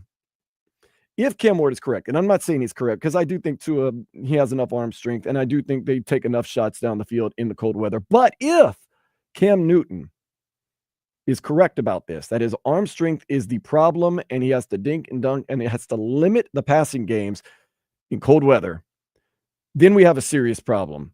It's a very serious problem if Tua Tagovailoa's arm strength is the reason that he's losing all these cold weather games, or one of the main reasons. Because that means now you have two options. You can A, maybe find a quarterback with a better arm and better built for cold weather, or B, for the Dolphins, you have to win a lot of games during the regular season and ensure home field advantage in the playoffs. Because if his arm turns into a noodle arm in the cold, that is big. I personally think Tua has enough arm strength. That's just me. I think they run enough routes, but then again, there's evidence like last year in Kansas City where he underthrew Tyreek Hill for that one touchdown. He's 0-8.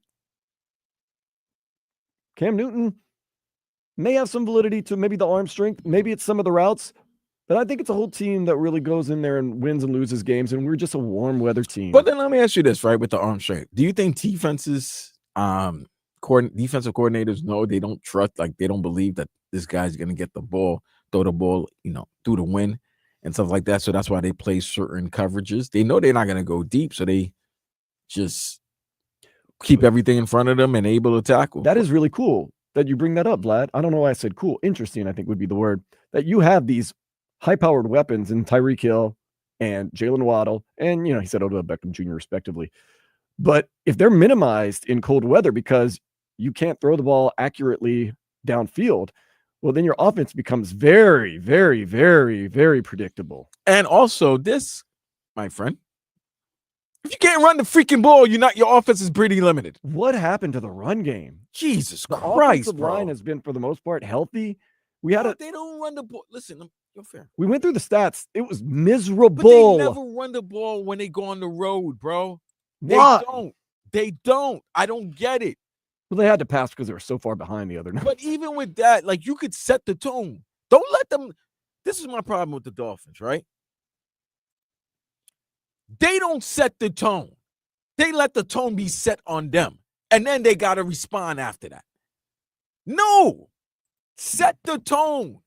You set the tone. Well, when you're down 24-3 at halftime, you got to come out.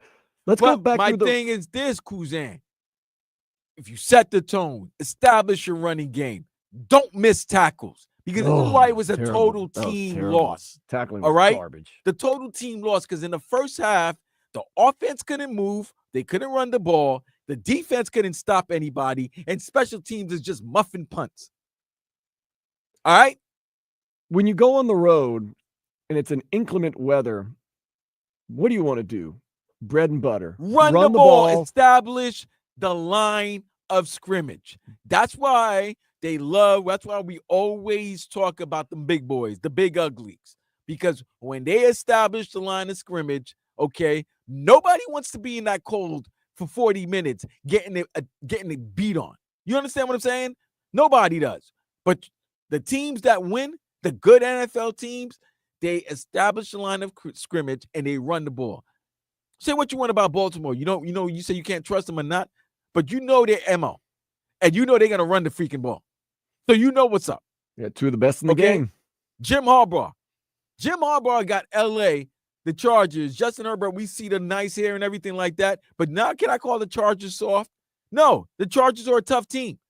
Okay. Ball off to J.K. Dobbins. You know who's a tough team? The two-time defending champs, Kansas City.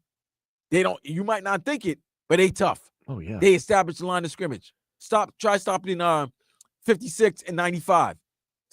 Try to go against that inner three of that line with Humphreys and those other two, the two guards, the left guard and the right guard.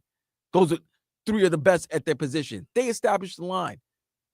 I'm watching Thursday's game. I'm seeing Toronto Armstead just getting blown by. Oh, yeah, it's not a good game for him. Just getting blown by.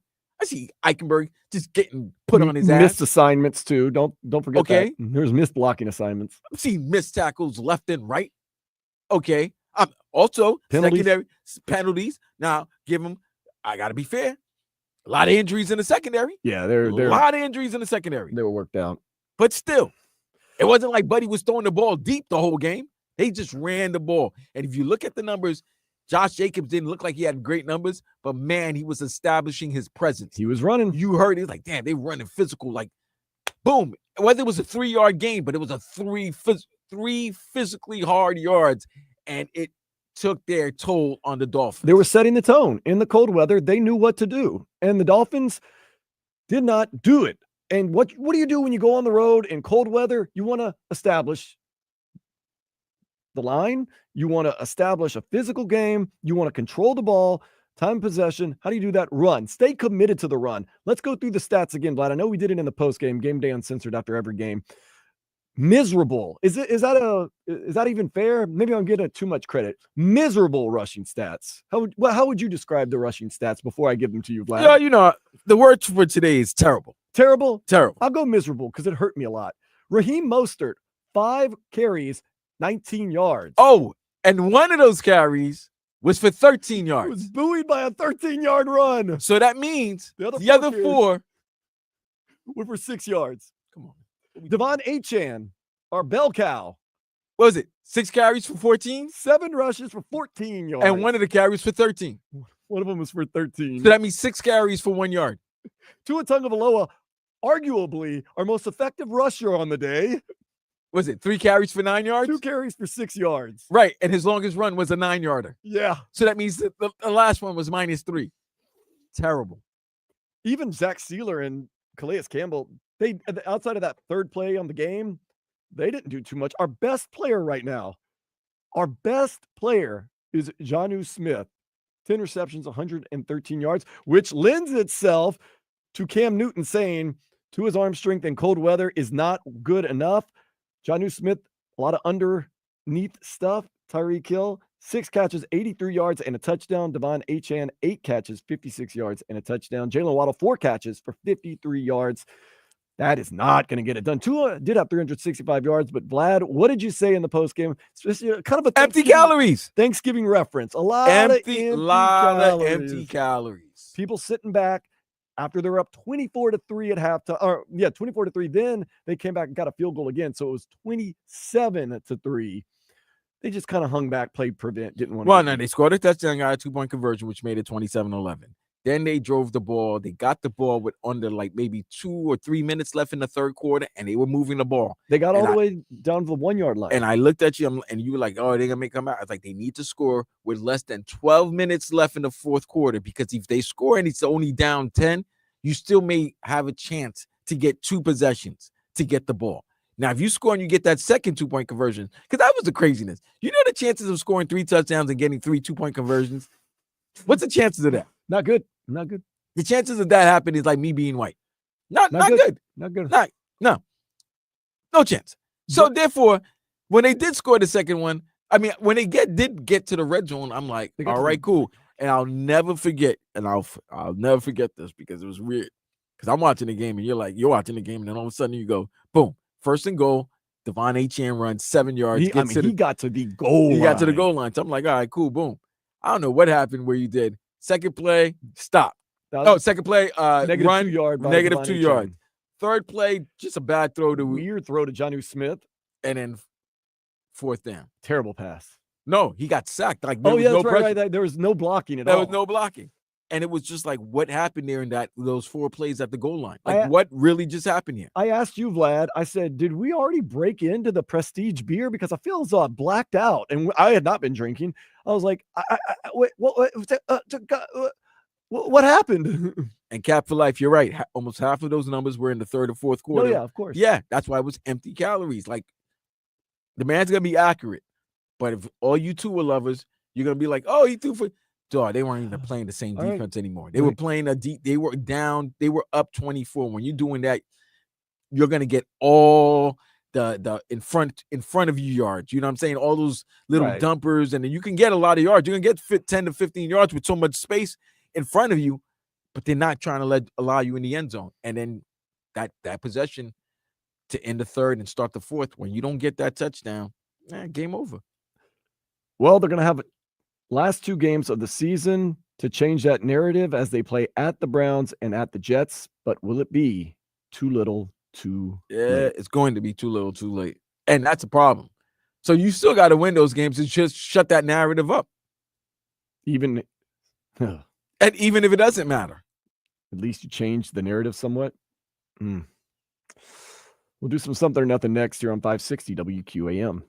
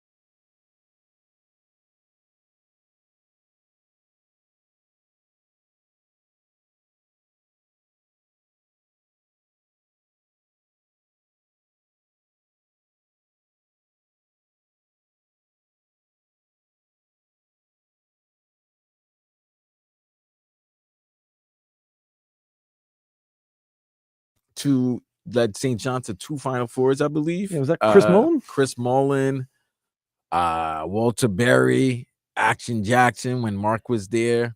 Some legendary games in the Yeah, man. No, Luke Ronasecki with the sweater, man. ACC. Like, yeah, and the sweater.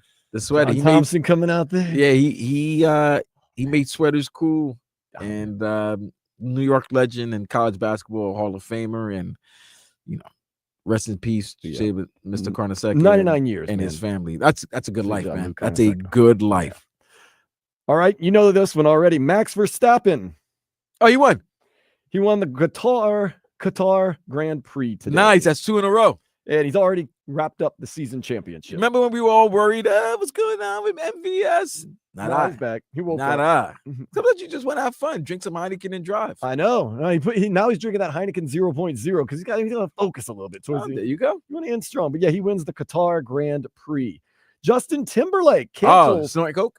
He canceled his New Orleans show after injuring his back. Is that something or nothing? That's something, all right. Did you go to the Justin Timberlake show? I did Vlad? go to the JT show. I really thought something was up that you go, man, I need to get some Justin Timberlake tickets. I did go. I said, you and I thought maybe you had a friend that wanted to go. No, you were going for your own some. I went with friend.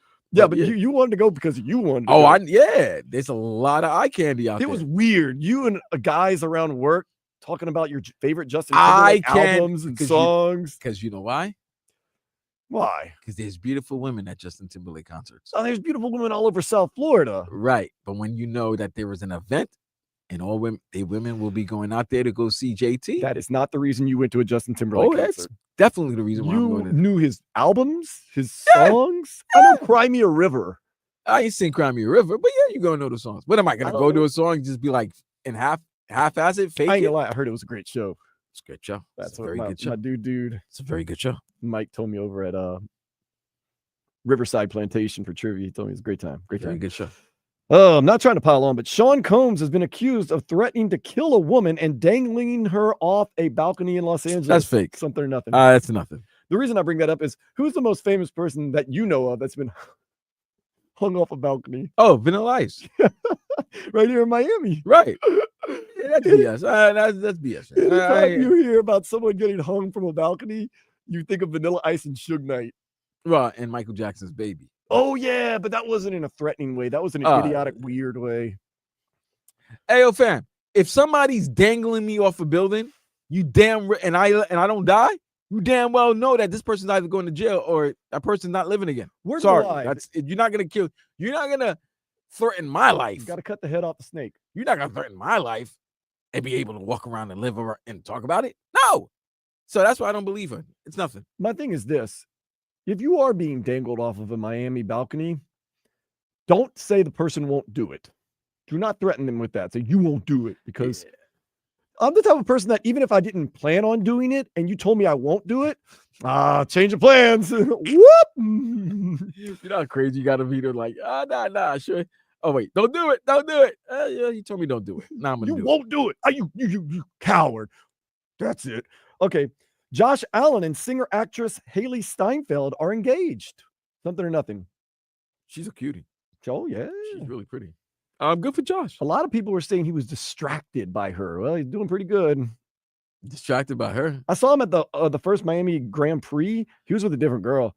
Both quality. Wait, you went there 2 years ago, right? Yeah, different girl. Was not Haley Steinfeld. Have they been dating for a year? About a year. See, I don't like when athletes date with somebody like a celebrity for like 6 months to a year and then all of a sudden get married. Because I don't know if that's a, I don't know if that's a, you know what I'm saying, PR type of thing, or they really love each other. Something like that. I think it's a little bit of both. Yeah. All right, but yo, congratulations to those two.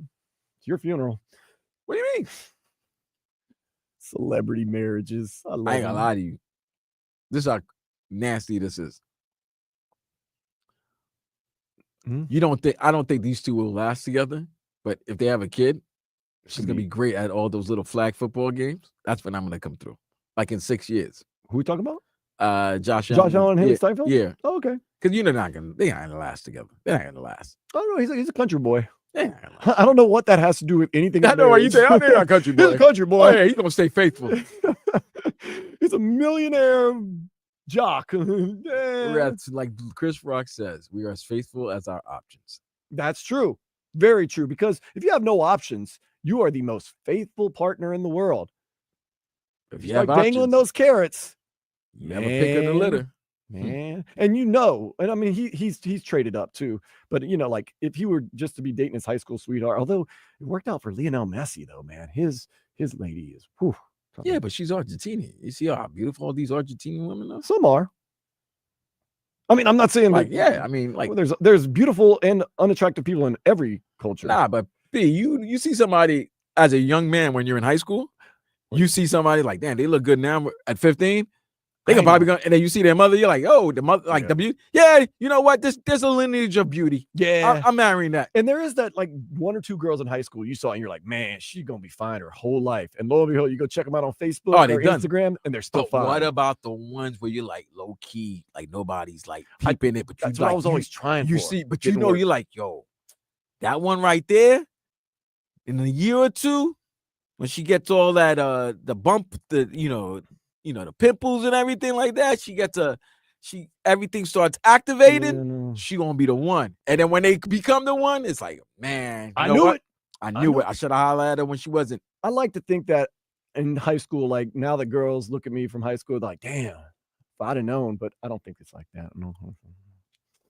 Despite warnings, people still use the Great Salt Lake in Utah to help brine their Thanksgiving turkeys. Is that Wait, something what? or nothing? Why would you go to the wait? What? Brine their turkeys. What, they put their turkeys in the lake? In the lake? Yeah, despite warnings, they keep doing it. That's nasty. I think we've come to the conclusion now, bro. That's nasty. Society's sick of things, right? Society's weird. No, man. sick of established standard things. That's the all natural. I've heard people sick and tired of the time zone. They just wanted one time zone. Whatever. And I'm thinking people are getting sick and tired of turkey for Thanksgiving. Nah. Bro, I think there's been more Thanksgiving dinners where the turkey's not included. I told you, I told myself this Thanksgiving, I'm not doing this tired bit of giving up on Thanksgiving and turkey's overrated. No, I'm not giving up on Thanksgiving. I mean, it's been done already on this station multiple times. Turkey is a bit overrated. And I've just come to that conclusion this year. I love it. I've come to the conclusion this year. I don't eat it, but I love it. Yeah. Is pumpkin pie bad? I guarantee if you brought a pumpkin pie, as much as people say they hate it, would bring it to work every Wednesday. They'll eat it. Every Wednesday, they'll eat it. Come on, man. What are we doing now? I love Thanksgiving. But turkey is overrated. Happy Thanksgiving. Last but not least, a woman is mad at her husband. Break this one down for me, Vlad. For what? For living? No. Well, yeah, that. Yeah. You said a woman, so upset at her husband. I'm like, yeah, tell us something that we don't know. Well, he's been having secret lunches with a female coworker. Now, listen, they are text buddies, but he's honest. He lets her see all the text. He's open-handed about everything. When I say open-handed, open about everything else, but he kept it a secret that at work, they go to lunch sometimes. He says they bonded over both having 6 kids. And right now, he can't just abandon her because she's going through a hard time. Something or nothing. Oh, that's something to be. He's cheating on her. Oh, yeah, he's cheating on her. Come on. Oh, yeah. There's some overtime going on there. Yeah, he cheating on her. Clocking in, clocking out. And it's probably easy because if he's like she's going through something, that means she's probably going through a breakup. So she's emotionally vulnerable right now. And they bonded over each having 6 kids. So then the fact that, oh my God, well, why can't he love his parent? He love his kids and be faithful until she wants him to be unfaithful with her. Then okay, cool. Look, yeah, that's something. I don't know. But hey, man. He's cheating, bro. Hey, man, do your thing, Playboy. He's cheating. What he did, he's slick. He told her, look, just text me real vanilla stuff. That's a man with 2 wives. Yeah. But look, he's a smart guy. He goes, look, text me, but just text me like vanilla stuff because I'm going to let her see all the text. So that kind of throws her off. Like, I'm honest about this. Look, we're coworkers. She's texting me innocent stuff. Then she finds out about the lunches. Oh, well, we're working. We're doing this. Why didn't you tell me about it? Didn't want to bother you? He's cheating. Oh, no, she's going through rough times. Don't ever tell your woman, well, no, she's going through a rough time. I'm just trying to help her out. That's code for cheating. Unless you're turning down the offer. But have you ever been a shoulder to cry on? All the time. The cleanup man, as they call him. I clean up like that. Remember that song? I'm Mr. Clean of the cleanup man. You remember the song? I'm a cleanup man. He'll sweep your girlfriend off her feet. The reason I know so much about him. Do you remember that song? Yeah. The more vulnerable, the better. Who sings Cleanup Man? That was a great one. Who is it? I'm a clean up, man. Is it Willie D? The reason I know so much about him. I'm gonna go listen to that in the week. And then they had the guy singing like dancing on the video because it used to be on the box. Remember the box? If you Of didn't have- course, I love it. If you didn't have MTV, you had the box. The reason I know so much about him because he cleaned up on my lady. I don't know how that goes. Jeez. We're really getting off track, but we have an extra 45 minutes today. So we'll get back on track next with some headlines and some scores here on Sports Day 560 WQAM.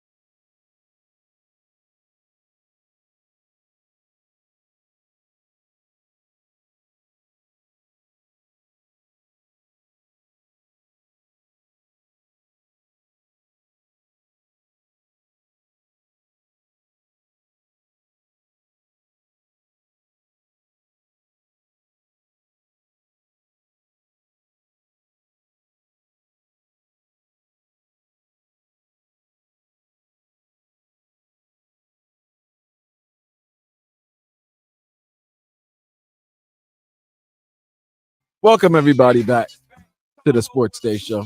On camera issues. Sorry. It's all good, baby. That's why I'm here. It's your boy Vlad and my cousin Dan Day here, taking you for another hour 45 minutes. Hour and 45 minutes to the local Heat pregame show. What we call that? Local Heat? Preheat with Alejandro Solana. He'll take you from 4:45 to 5:30, and then you get the network portion of the Heat pregame show with Tommy Ty, Jason Jackson, and Alejandro Solana taking you right up to tip-off, which is 6 p.m., and you can hear all of this on 560 WQAM. The Miami Heat take on the Toronto Raptors in the second game of a home-and-home. Great win on Friday night. Everybody seemed to be contributing in a good way. Like Terry Rozier was really gave you some good production off the bench. Tyler Hero playing like an all-star. Keep in mind, the Raptors have a better record than the 76ers at 5-15. Oh, the 76ers stink. They did win yesterday.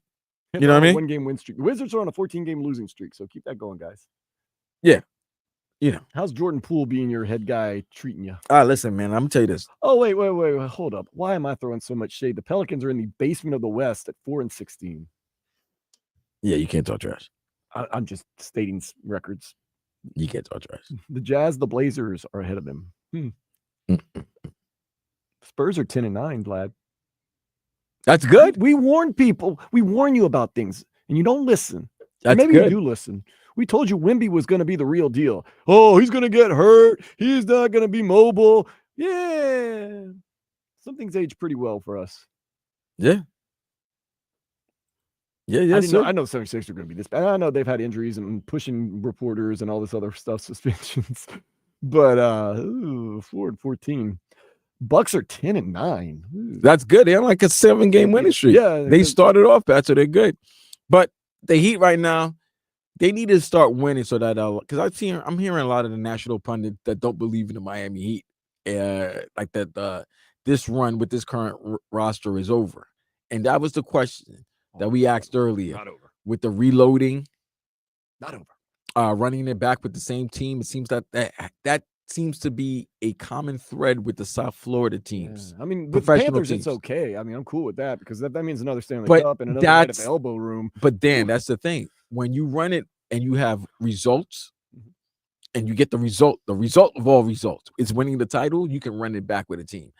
I think when you get to a championship, conference championship finals in whatever sport, league championship series, whatever, when you're one of the final four teams and then you lose, and you see how, and I always say there's context in losing, you see how you lose, that's when you start to say, do you bring back the same roster, or do you change a key component, or do you add another component? Maybe it's a little thing that you need. Maybe it's just one more player, one more role player, or do you need to put in another superstar to go with your superstar? And the last couple of years, it's come to bite Miami, the Heat in the ass. It hadn't bit Panthers in the ass because they went to the Stanley Cup Finals 2 years ago, lost, and came back and won it last season. And now the Miami Dolphins are in this situation where this is the third season of Mike McDaniel. They're running it back next year. And they're going to run it back because guess what, fellas? Everybody's locked in. Everybody's contract doesn't kick in until next season. And that also means Chris Greer will most likely be back next year. There's a great chance he's going to be. There's a great chance that he's probably coming back, but this might be next year. It's everybody's. That is, as we say in the South, a pee or get off the pot. I call everybody on the foreman. That means you're on the grill and your ass everybody get fried. From Tyreek Hill to Mike McDaniel to Chris Greer to Tua Tagovailoa to Jalen Waddle to Calais Campbell. I don't know what Calais Campbell. We'll see. I was just going to come back and say Vlad has figured out that he cannot be a cleanup man. It's too much. Not now. It's too much. Back in my younger days when I had time to, But yeah, like you say, being the cleanup man, it's almost like a guy who's just prying and just like, you don't want to be that guy. Yeah, I know. You don't want to be that guy. But nonetheless, the Dolphins, I would be extremely surprised if they fire Chris Greer. I'm not going to lie. This year. Now, next year. But then, okay, fam, because we're going to be on once their season's over. Streets need a body, baby. That's what. Who are they going to fire the special teams coach again? Is that going to be their? Oh, we changed things. What? Look what we did. We put somebody out on there. You know what? Yeah. Who is the person that's going to take the fall if the Dolphins don't make the playoffs this year? Who takes the fall? Streets need a party. Streets need a party. So, you know what I mean? Like, who's taking the fall? It ain't going to be the special teams coach like last year. No. Somebody got to go. It can't be Anthony Weaver. Special teams have not been good this It's year. his first season. Yo, special teams has been terrible, you know? So somebody's got to go, but everybody's really locked in. Our sacrificial lamb every year is a special teams coach. You take the job just because you're like, oh, 1 year in Miami, whatever. Can't be the O-line coach. Oh, no. I mean, Chris Greer would be the logical person that But you he's fire, not going anywhere. but all the groceries are there. They're all his. Next year is quote unquote the year now, most likely. Next year is the year. I mean, you got to do something next year. If they don't do something next year, and once again, we're getting way ahead of ourselves, but this year, if they don't finish strong, and I do expect them to finish strong, just but here's the thing, to hurt our draft chances. But Dan, here's the thing, right? This is because everything, you know, like I said, has context. They won 3 in a row. They lost last Thursday, fine. But to have a player call you out and say that you're soft, that's kind of a fracture in the locker room, my friend. Especially a locker room that was already going through it. Had great leadership by Calais Campbell, and they persevered, and that's what made me. They caught me with the banana in the tailpipe. Like, they made me start believing, like, oh, they got 3 in a row. Even the losses that they lost prior to that, they were close losses. Barely that loss to Buffalo and Arizona. Right, you know what I'm saying? That Arizona, it was like, hey, what happened there? There was a offense 10-point rolling. lead, and then maybe that fumble. Okay, cool. They could correct the mistakes, limit the mistakes, they have a chance. And you didn't see any of that on Thursday. And if people are going to say, oh, they made the game closer, bro, it's empty calories, man. It's empty calories. They're up 3 touchdowns. They're up 3 possessions. They're just going to give you all the yards. They just don't want you to score, and they want you to milk the clock because the clock is against you. The clock is not your teammate in that situation. So then it makes you think about all the other times that they've gone against quality teams on the road. They can't win. They can't even beat quality teams at home. Like I said, last year, the Cowboys and the Dolphins are pretty much the same team. Yeah. It's a Spider-Man meme. Yep. They're both not. They're both. No, nothing's good. Cap, 1,000%. Thank you. But nothing will happen. No, nothing will happen because they're stuck. That's the thing. I know that. I knew that. I was telling Dan, I was like, nothing's gonna happen, right? He's like, why? Because everybody's contract doesn't kick in until next season. Yeah, you do the math, and mathematically, the equation comes out to nothing's going to happen because nothing's going to happen. Everybody's got the extensions kicking in next year, and they're extended for a while. And does it make sense to have all those guys extended in their first year with a new general manager? No, it doesn't. It doesn't. It doesn't make sense. No.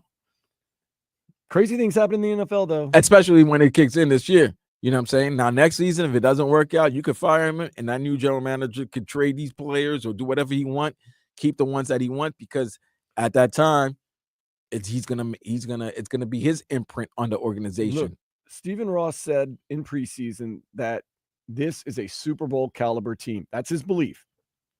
So why would he blow it up if they just extended everybody and they've got another year? He's going to give it another chance. Going to say, you can not say lie to yourself, but you can look at the situation. If we were healthy on defense, if we had Tua for those games, say a lot of different things. Tyreek Hill doesn't get arrested before the first game. I don't know, bad juju. You can say a lot of things, but fact of the matter is this year very much underperforming.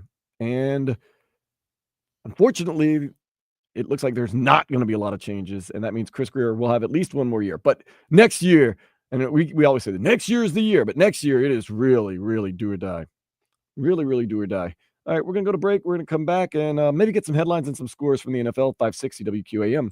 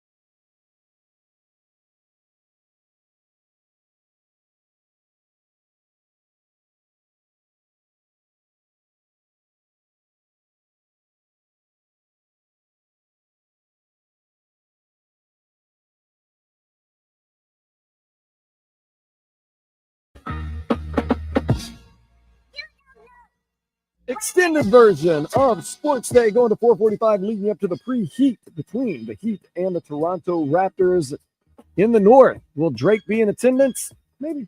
Big Toronto Raptors fan. Toronto Raptors aren't that good, so you got to get that win because there is a murderer's row waiting for the Miami Heat. Got some good games going on right now in the NFL. So far, the game of the day has been the Pittsburgh Steelers and the Cincinnati Bengals. Plenty of offense. Pittsburgh up 34-24. Maybe these Steelers are better than we initially thought. They had the Russell Wilson issue. They had the Najee Harris, George Pickens, Justin Fields, but Russell Wilson has had a resurrection of his career so far today. Like I said, plenty of offense. 26 for 32, 362 yards, 3 touchdowns and 1 interception. That's not too shabby. Steelers 8-3. And remember that last loss they had on Thursday night was in a blizzard for the Cleveland Browns, but they seem to have rebounded well from there. Pretty darn good. This is what if you watch the Red Zone, the NFL Network Red Zone, this is what they call the witching hour. When it's the last hour and everything's going in the fourth quarter and all the games. And we got a collection of good games going on here, man. You got, like I said, New England just took the lead over Indy 24-17. Pittsburgh just took the lead. I mean, just extended their lead 34-24. Texans are Chargers and Falcons are in a battle 17-13 Chargers. Oh, it's delayed. What? Texans and Jaguars delayed. Probably some weather issue in Jacksonville, probably. Texans having some issues. They're only up 13-6 on the Jaguars. Arizona 19-13, but Minnesota just intercepted Kyler Murray. They got the ball. Washington, which was up 28-30, which was up 28-0, now 28-13. The comeback is on. Will Levis, talk about empty calories. Actually, he's not having that great of a day. 13 for 24, 174 yards and a touchdown. And Jets lead the Seahawks 21-16, but Jets are coming to town. More than likely they'll find a way to lose it, so don't worry about it. 1 o'clock Sunday, 1 week from today, 1 o'clock, Jets are in town to play the Dolphins. Dolphins get that win. But here's the thing, though. You need the Broncos to lose Monday night. And I think you're rooting for the Falcons to beat the Chargers as well. And the Patriots can beat the Colts. And the Patriots to beat the Colts as well. As we say, keep hope alive. Tonight, Battle of the Birds, and it's a good one. Eagles, Ravens. That's not tonight. No. That's in an hour. That's in an hour. Bills and 49ers. Old school rivalry. That's only old school because Chris Berman said it for like 20 years. That's the Super Bowl he wanted. And it never happened. No, it never happened. But Bills, 49ers, the thing about the 49ers is they haven't been that great this year, but they're in a very the 49ers are like Cardinals with the, but they're like, if you know what they are, they're at the point, and I think they're at a point with certain teams. You know how we looked at the Dolphins this season? We're like, we expect the Dolphins to take that next step, right? Just to take the next step so that we know that they can compete and contend. The Niners are in a different position where we expect them. They're one of the favorites every year, and they have not been able to seal the deal with a Super Bowl. Well, Brock Purdy is questionable for tonight. Right, and he was questionable last week as well. My problem with the Niners is sooner or later you're going to have to win a title, or there's gonna have to be a breakup. We see this a lot in the NBA. You know, when a team has 3-4 years, they try to make it. They don't. Philadelphia is a good example. The 76ers. You get close, you get to the door, and then you still can't get in. That's where the Niners are at right now. And I believe they don't win it this year, there's going to be a lot of changes next season. I don't know about that. I believe so. You got Brock Purdy, who you're probably going to get, but you realize he's not the one. He's not the guy. He's a good quarterback, but he's not a great quarterback. He was an overtime away from winning a Super Bowl. Yeah. You got George Kittle. And he didn't make the play. You got a great defense. That's getting old, bro. That's the thing. After you get long in the tooth, this has been sick. Caught up in blowing things up when I don't know if that's. But you also said you can't run it back. How long are you going to run it back with the same squad and not win? If they keep going to Super Bowls and NFC Championship, but you don't win. What do you want from them? I want them to win. So what are you going to do? Figure it out and make some changes. What if it gets worse? Well, then that you weren't meant to be. As a fan base, let me tell you, it's a whole lot of fun to go to NFC Championship games and Super Bowl or AFC Championship games and Super Bowls. It's a whole lot of not fun to go 24 years and not have a playoff win. That's not a lot of fun. Right. But then but it's all steps, right? There's levels to everything, right? That's why we were always told there's levels to this thing. So there's levels. The Dolphins need to take level. Step 1, win a playoff game. That's step 1. I just want to beat the Jets next week. Don't worry, you'll have it. You'll be able to. We're not playing for anything. Trust me, we're not. I wonder what that Jets team's going to look like on January 5th when they play the Dolphins. Yeah. I don't know. I really have no clue. I wonder how the Dolphins are going to look in January 5th when they have nothing to play for. I mean, I know that, Tua is going to be our starting quarterback. I know that Mike McDaniel's still going to be there. I know that probably the front office will still be intact. The coaching staff will still be intact. I know that. The Jets. I don't know the Jets Every coach. day I open ESPN, I'm like, uh-oh, something. But here's the thing, though. And I'm going to say something that's crazy. As painful as it is to be a Jet fan, at least you know that you're starting something new next season. New head coach, new general manager, new quarterback. Mm-hmm. Y'all run. Do we know we're new quarterback? It could be a new running quarterback or not, but it's probably going to be a new quarterback. It makes no sense to keep a guy in, who's going to be a $32 million cap hit to you. Woo! Yeah. What about you guys? But that's the thing. Good, we good. You're good. You really good? Yeah. You really good? Yeah. Okay. Yeah, sure. Okay. We got all the tools, all the weapons. Okay. We just have trouble. Understand this. You know that we were talking earlier about, like, sometimes you need to make changes and stop running things back. You know you're running it back next season. Yeah, well, Vlad, running it back when you get to championship games is different than running it back when you can't win a playoff game. But that's what I'm saying. And that was and Chris Greer ran it back with nearly the same squad from last season. And he added, look, like, we're not going to say the Calais Campbell edition was not great. That was the biggest ad. Okay, we're not going to say that. How'd you feel about Shaq Barrett? What about Shaq? He never came back. We talked about it. I think it was much ado about nothing. It made it look like Shaq Barrett wanted to come back and play for, like, the Buccaneers or the Eagles, and the Dolphins had those rights, and we're just like, nah.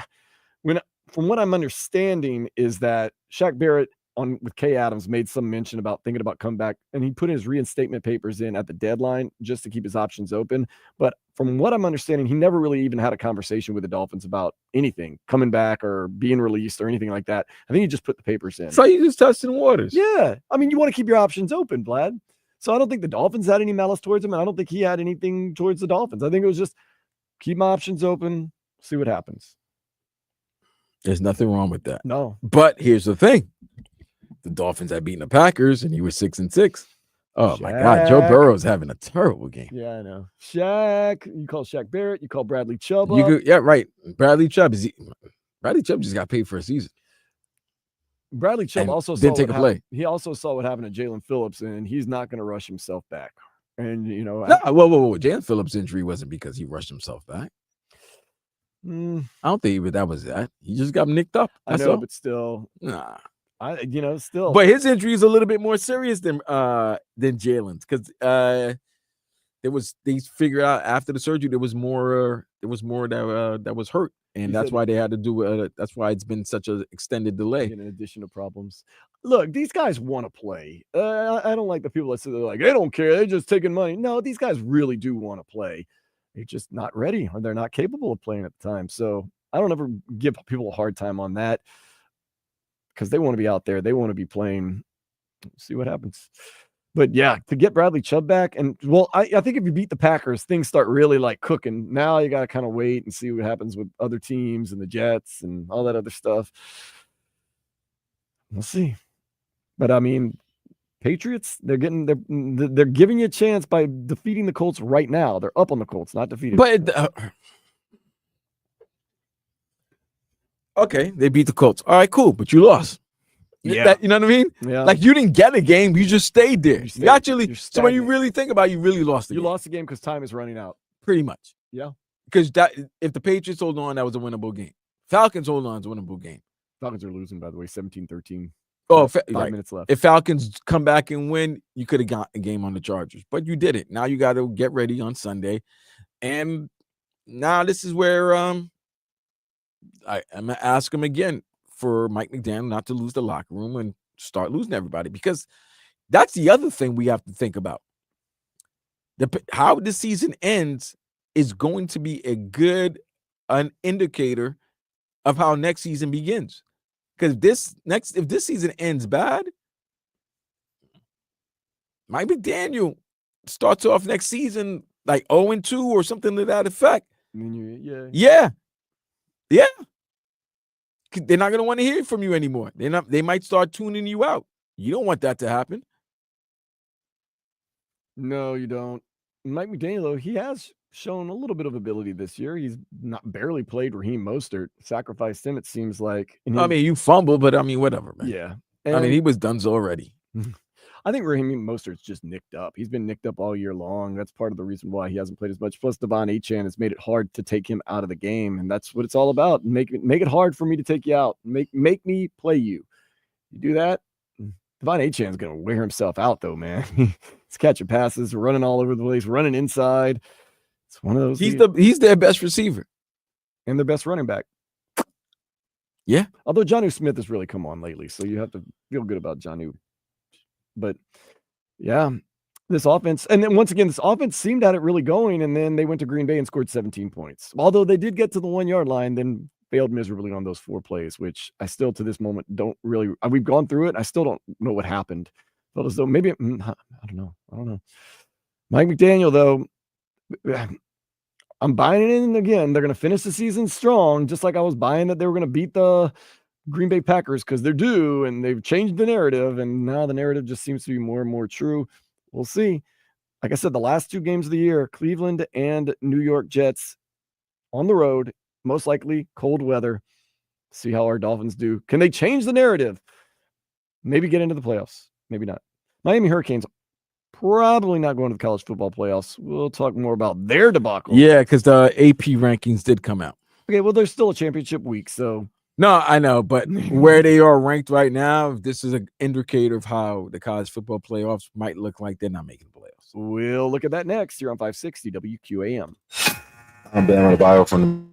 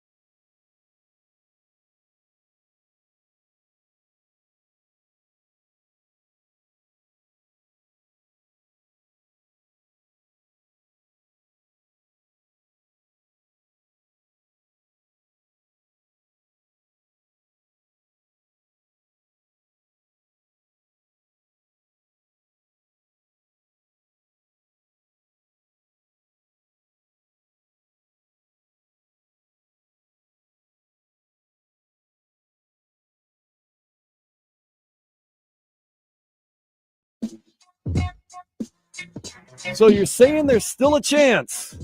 The AP has released their rankings. Yes. And the Miami Hurricanes, following that upsetting loss to Syracuse, who's now number 23 in the nation, by the way. Miami is number 14. Number 14. So they're right outside the top 12. Right outside. So maybe one of the teams ahead of them gets blown out in a championship game. But I'm looking at championship games. Miami would need Clemson to lose, obviously. Yes. Miami. Clemson is not ranked, by the way. Oh, no, they're 18th. I'm sorry. They're 18th. But what if Clemson? Well, if Clemson clips SMU, then SMU would probably still be ahead of Miami. Yeah, so SMU needs to blow out Clemson. Right. Woo, The problem Indiana is Indiana's not even in the championship game, so they're not. But they're gonna in. fall. They're in. Yeah, they're not going to. They're number 9. Yeah, they're not going to fall. But They're Penn in. State and Oregon are in the Big Ten championship game. And if you're in the top 12 and you're in the championship games, even if you lose, I don't believe you're falling out of the playoff picture. Alabama is not in the SEC championship game. They're ranked 11th. I think Alabama's going to get in. They're going to get in because they're Alabama and they have that history. Boise State wins the Mountain West against UNLV. Well, if Boise State loses to UNLV now, that could be a chance to move because Boise State is 10th in the Mountain West championship game. That may be a chance. Got to cheer for those running Rebs. You know, Jerry Tartani. Yeah, you might want to start biting towels. Hey, yo. Oh, so okay. Indiana's not going to drop that far. Alabama, I don't think they're going to fall out. Arizona State would be playing in the Big 12 championship game against Iowa State. Whew. So Arizona State loses to So Iowa I State. believe whoever loses in the Big out. 12 championship game is not going to be in the college football playoff. Arizona State is 12th. Iowa State is 16th. Whoever wins that game goes to the college football playoff. So Whoever pretty much loses they goes to a want bowl. Arizona State. Yeah, the winner is going to the college football playoffs. And the other is going to a bowl game. Yes. Okay, so South Carolina's got no more games. They're 13th ahead of Miami. So we got to get our cheering card put together. Oregon doesn't matter if they win or lose against Penn State. So, yeah. Penn State doesn't matter. Easiest thing for you to know, Georgia. Nope. SEC championship game, Big 10 championship game, all 4 teams are in. Take off the table. Yeah. Yeah. Take So it off. now we're talking about the other 8. Indiana's not going to move. They haven't lost a game. They're in. So now we're talking about 7 now. Alabama's 11. They're not going to move that much. further down. Alabama They're in. might be the team that just got themselves in. I think they're gonna want Alabama in the college football playoff. Yeah, and the large fan you base can and everything. justify it with some of the wins that they've had. Beating Georgia, and Georgia ends up being the SEC champion. That means something. You really need to cheer for SMU to defeat. Yeah, we're cheering for Clemson. SMU and we're cheering For obvious reasons. Yeah, we're gonna cheer for SMU and we're gonna cheer for UNLV. That's your only path, really. UNLV defeating Boise State, and then SMU just demolishing Clemson. So, yeah, because Oregon, Texas, Penn State, Notre Dame, Georgia, Tennessee, Ohio State are all in my estimation. SMU most likely in. A loss that could knock them out, but that didn't. No, but then Clemson would get in. So maybe the winner, SMU, Clemson, that's who goes to the. It might be one team from the Might be ACC. one I think there's only one team. Unfortunately, I think there's only going to be one team from the ACC going to the college football playoff. Oh, and the other team that's automatically is Notre Dame. Yeah, we talked about Notre Dame. So Notre Dame's in. The 2 SEC participants are in. Big Ten. The 2 participants in the Big Ten are in. Tennessee's in at number 6. Tennessee's in. Ohio State is in at number 7. Ohio State's in. So that's 7 teams already. Yep. Alabama's in. We saying? Well, I'm saying they're in. Yeah, I'm saying that they're in. So that's 8. So Indiana's in at number 9. No more games. And so we're basically waiting for the Big 12 championship winner, the ACC championship winner, and the winner between UNLV and Boise State. Yes. So you need SMU to blow out Clemson, because if Clemson wins that game, they're in, and there's no way that they're going to put Miami over SMU, in my opinion. No. Boise State, UNLV, that is a very clear path. You need UNLV to steamroll or want to steamroll Boise State, because then They can't justify putting Boise State in there. They'll put maybe a Miami in there. South Carolina is ahead of you. That's a tricky wicket too, because they just defeated Clemson and they got some 13th. good wins. They've got some good wins, and they've got losses that are okay because of the teams who they lost to. Vlad, this is going to be really. Listen, man. I'm and either Arizona State or Iowa State is in. Fam, they had their chance, man. You had All your they had bowl to game, do yeah. was take care of their business. There's nothing worse than when you're able to take care of your business and you don't, and now you're asking help from others. Oh, Vlad, I do not want to be the bearer of bad news. I'm trying to do the math right now, but I don't see how this is going to happen, because even if Boise State gets blown out by UNLV, that only opens up really one spot. And I do not see South Carolina not getting in and Miami getting in over South Carolina. I don't see that either. Uh-oh.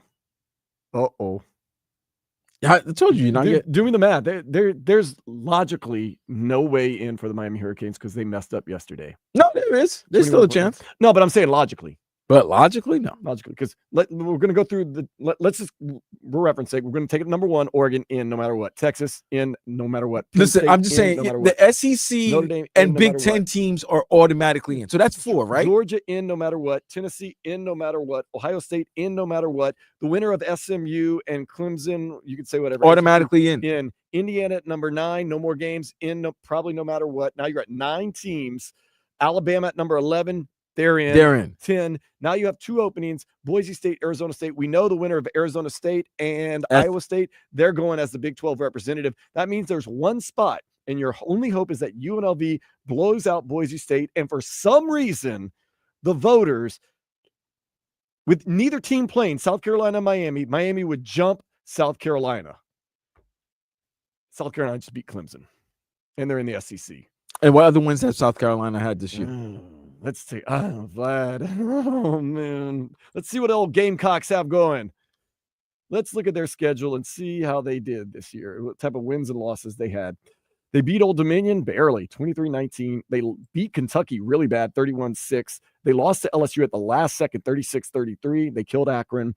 They lost really bad to Ole Miss, 27-3. They lost to Bama by 2. And then they've won They've blown out 6 Oklahoma. in a row. They blew out Oklahoma, blew out Texas A&M, blew out Vanderbilt, Edge, barely beat Missouri. Killed Wolford, and then they beat Clemson by 3. Yep. But they have 3 wins against top 25 teams. What bowl game are we thinking we're going to be going to, Vlad? I'm not trying to be the bearer of bad news. I'm just trying to keep it a buck. I Keep it real. don't even know if they have any bowls anymore. I don't know all the name of the bowls. Do they still got the Gator Bowl? Let's get do they still have the Astro Bluebonnet Bowl? Like, can I just get? By the way, you know who loves bowl games? Degenerate gamblers. I like bowl. I love bowl games, man. Especially bowl games you don't have a dog in the fight. Like you're watching, let's just say Missouri versus Army. Like it's awesome. Who cares? You can have beers. You can joke around. You can leave for a quarter. Come back. It's on. You see all the Maybe the Ponciata Bowl. Poinsettia bowl? You know which bowl I would love to eat? The what team? What team do you want? What Miami? South Florida team do you want, Vlad? Is there any chance Inter Miami could get into the Gator Bowl? I will tell you. Please don't send us to the Independence Bowl again. No. The Gin and Juice Bowl. There's not a Gin and Juice Yes, Bowl. there is. Oh, goodness. Snoop and Dre got a Gin and Juice Bowl. Is it in Compton? I think it's in Arizona for some reason. Why would it be? Well, it could be in Compton. We got to see. No, but I think it's in Arizona. I think I've been taken. Not now. Use precise location. Yes, I want to know where this Gin and Juice Bowl is. It's in Arizona. There you go. Why is it in Arizona? I guess because they bought it. The Snoop Dogg Arizona Bowl presented by Gin and Juice by Dr. Dre and Snoop Dogg. So it's actually the Arizona Bowl. Snoop Dogg Arizona Bowl to be presented by Gin and Juice.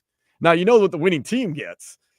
Gin and Juice. Yeah, dump Gin and Juice on the coach's head. Hell yeah. Oh, man. So it's the Arizona Bowl. Is it legal in Arizona recreationally? I'm going to lean on you for this one, Vlad. What, drinking gin and juice? You got to be 21? No. Oh, weed? Yes. Oh, it's recreational legal? When I was there, I was there like less than a year ago. I didn't notice. I'm not going to fact check you on that. No, it's good. It's not that important. It is. Can you fact check yourself? It is. It's as long as you're 18, you're good. Trust me. Okay. Why am I trusting you? I'm a connoisseur. I didn't see any dispensaries when I was there. Oh, there's dispensaries. Man, I'm oblivious. Nonetheless, can I just get Miami and LSU in a bowl game? That's all I want, man. And somewhere cool enough. Like, when I say cool, not temperature wise, but like a cool place. Like, I don't want to go to the Liberty Bowl. I don't want to go to the Texas Bowl. I want to go somewhere, fun. Okay. Isn't there a bowl in Seattle somewhere? No, that's not fun. Send 2 teams as far away from their home as possible. That's not fun. Seattle's awesome. It's recreationally legal there, Vlad. I can guarantee. Man, what a bummer. What a bummer. Still hope. I'm not knocking that there's not hope. But South Carolina, those tricky Gamecocks will get you every time. Especially with that win over Clemson and Arizona State. Okay, bye. That's it. Good year. Man, 21-point lead. Miami Hurricanes. 21-point lead, Vlad. 21-point lead. Should Mario Cristobal, hindsight's 2020, but should he have scored the touchdown and gone for 2, or should he just tie the game when they kicked that field goal? They should have gone for the touchdown. Should they have also gone for 2? Nah, take it to overtime. Figure things out. Hindsight's 2020. I'd have gone for 2. Of course, I have no skin in the game. I'm not the coach. No, I would have gone for 2 because you got to understand, your team is not stopping anybody. So basically, you need the ball. You got to keep the ball last. You got to get the ball last. So going for the field goal and hoping that your defense could go 3 times and stop them, I'd rather have gone for the touchdown, and I could live and die with that. Because guess what? You're going with your the best part of your team. You're going with your strongest part of your team, which is your offense, in trying to tie the game. You know how we said about the college football playoff, it's going to be just like the NCAA basketball tournament, how like the 65th and whatever team, the last 2 or 3 teams out are like, oh, we deserve to be in. Wouldn't it suck that if Boise State does get beat by UNLV, South Carolina jumps up and we finish 13th? That's a great chance Miami will finish 13th. Oh, that would hurt. 1 spot away from the college football playoffs. 1 spot. And it's probably going to happen now that I've put it out into the ether. Oh, it's going to happen. Dang. I got an extra 45 minutes of the show. Hang around. We'll try to salvage something to celebrate this Thanksgiving weekend. And today's National World's AIDS Awareness Day. So, really? Yeah. So, Yesterday was Flag Day. Yesterday was Flag Day. You'll explain that next here on 560 WQAM.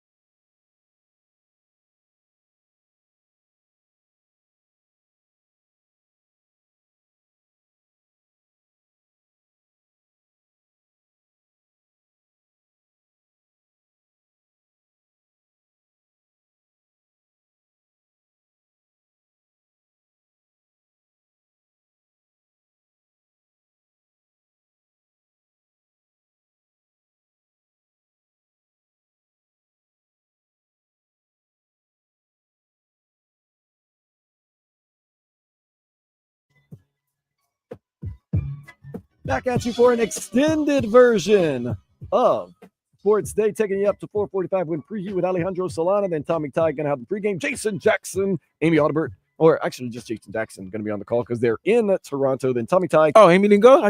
She's Canadian, isn't she? Well, okay, stuff happens.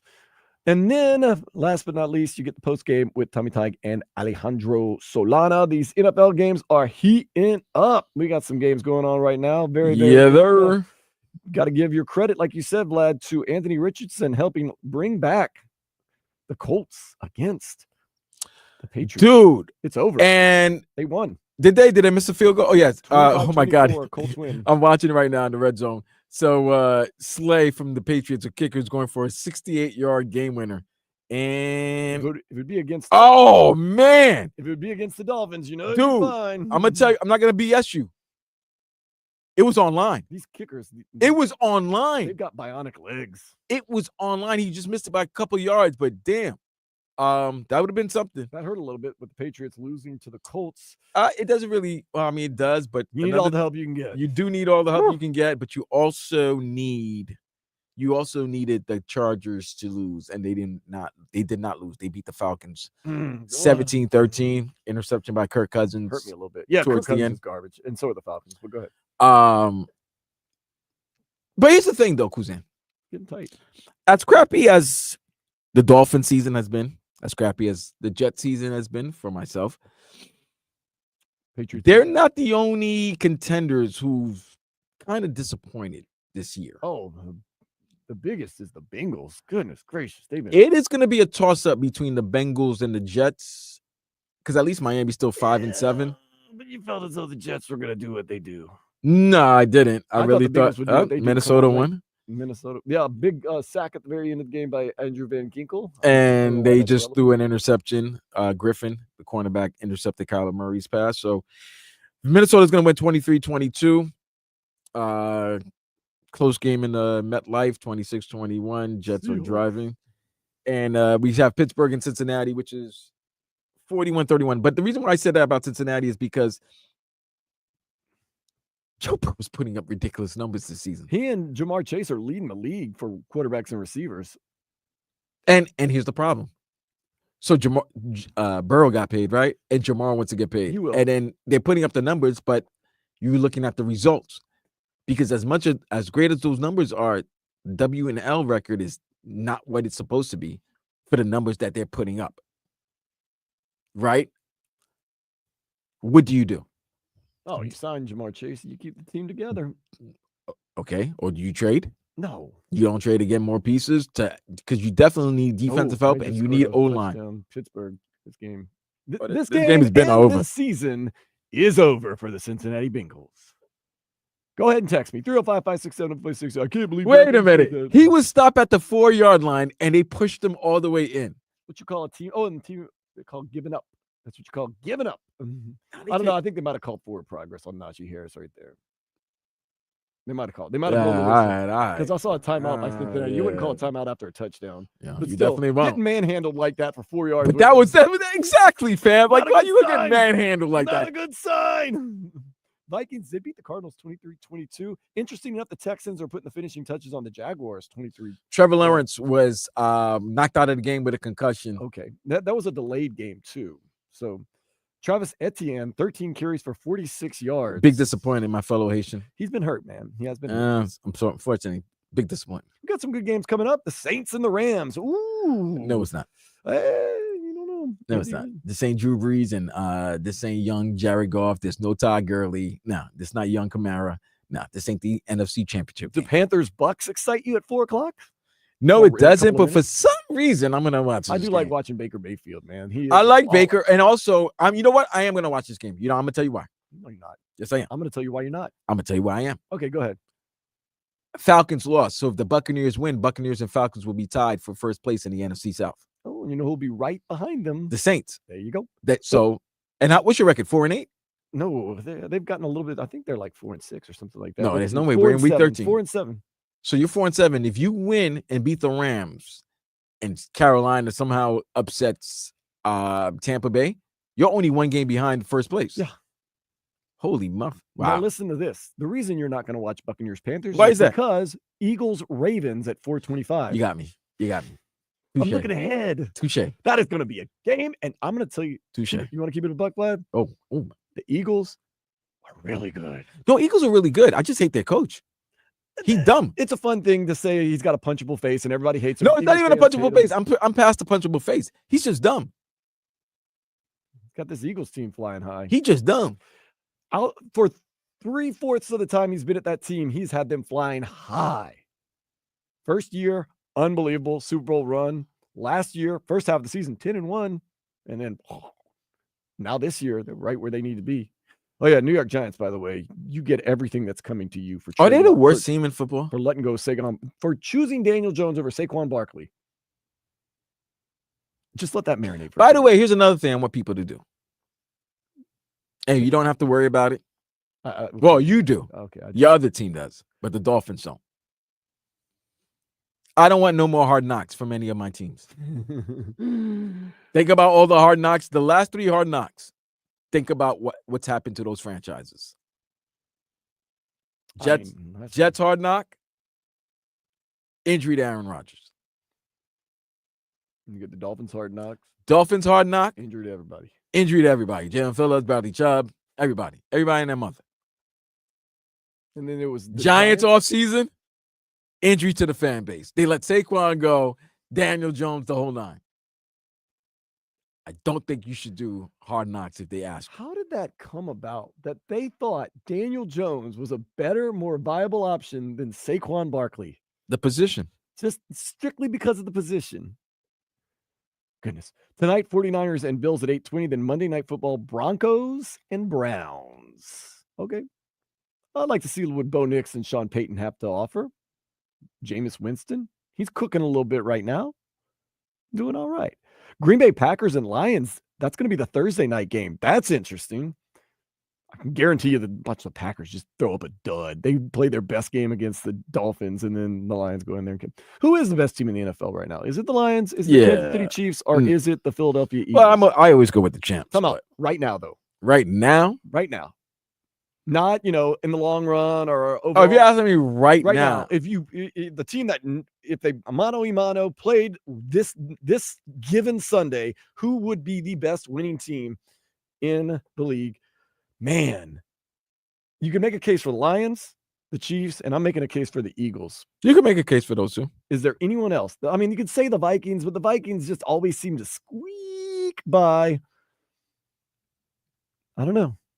I mean, the Chiefs, that was a legendary game. Black Friday, Chiefs Raiders, man. I mean, it wasn't legendary. It's just that, it's a rival. It was legendary to me. Legendary for Raiders to make a mistake like that. Well, yeah, that happens too. Love the Raiders, man. All right, Seahawks beat the Jets. Like it. Oh goodness, get those draft picks, baby. So, okay, I could make a case of the Eagles right now. Now, I'm not going to say at the end of the season, but right now are the best team in the NFL. They got the best running back. They've got a good quarterback. They've got strong defense. With that being said, they'll probably get beat by the Ravens 28-7. I'm just saying, but I can make an argument. Of course, you can go with Kansas City. They're the favorite probably to win it all. And you could also look at the Lions. The Lions have to redeem themselves after what happened in the NFC Championship game last year, right, Vlad? The Lions have to redeem themselves. Lions have to get to the Super Bowl. They do. They really do. Yeah, they have to get to the Super Bowl. I don't believe an NFC Championship. Who stands in their way? Would you say Philadelphia? Oh yeah, Philadelphia. What am I saying? I'm saying Philadelphia's the best team. Are the Cowboys standing in their way? So standing in their way is the Eagles. That's a big time team. The Eagles and the 2 teams in their division. I think the Vikings could give them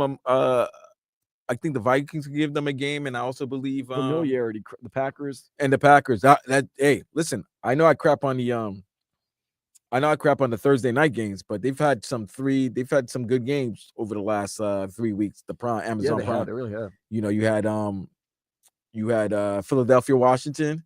You had Baltimore, Cincinnati, and this week's Green Bay, Detroit game is going to be good. I don't consider the Black Friday game a good game. I mean, I know it's a rivalry, the Raiders, the whole 9, this, that, and the other, but yeah. Oh my God! Standing in the Lions' way, the Eagles. That is a big stand in the way. I don't know. The Commanders, they I don't know, in the playoffs. 49ers, even though they're last in their division, they're only a game out of first place in their division. I think with their experience, maybe some health, they could stand in the way. Then the Vikings and the Packers. I do not think the Falcons, Bucks, or Saints really stand in the Lions' way. No. There's only one Silly. team coming out of the NFC South. And now in the AFC, you got the Bills, the Dolphins, the Chiefs, the Chargers, the Broncos, the Steelers, the Ravens, not the Bengals anymore, the Texans. Goodness gracious. Great time to be in the AFC. Okay. We'll see. Let's get to the headlines real quick. The Hurricanes blew a 21-0 lead and fell to Syracuse 42-38. They will not play in the ACC championship game. Instead, it'll be SMU and Clemson. Miami still hopes to be one of 12 teams in the college football playoffs. We just did the math, and that is highly unlikely that Miami is going to slip into that number 12 spot. They might slip into number 13, which would be somewhat painful.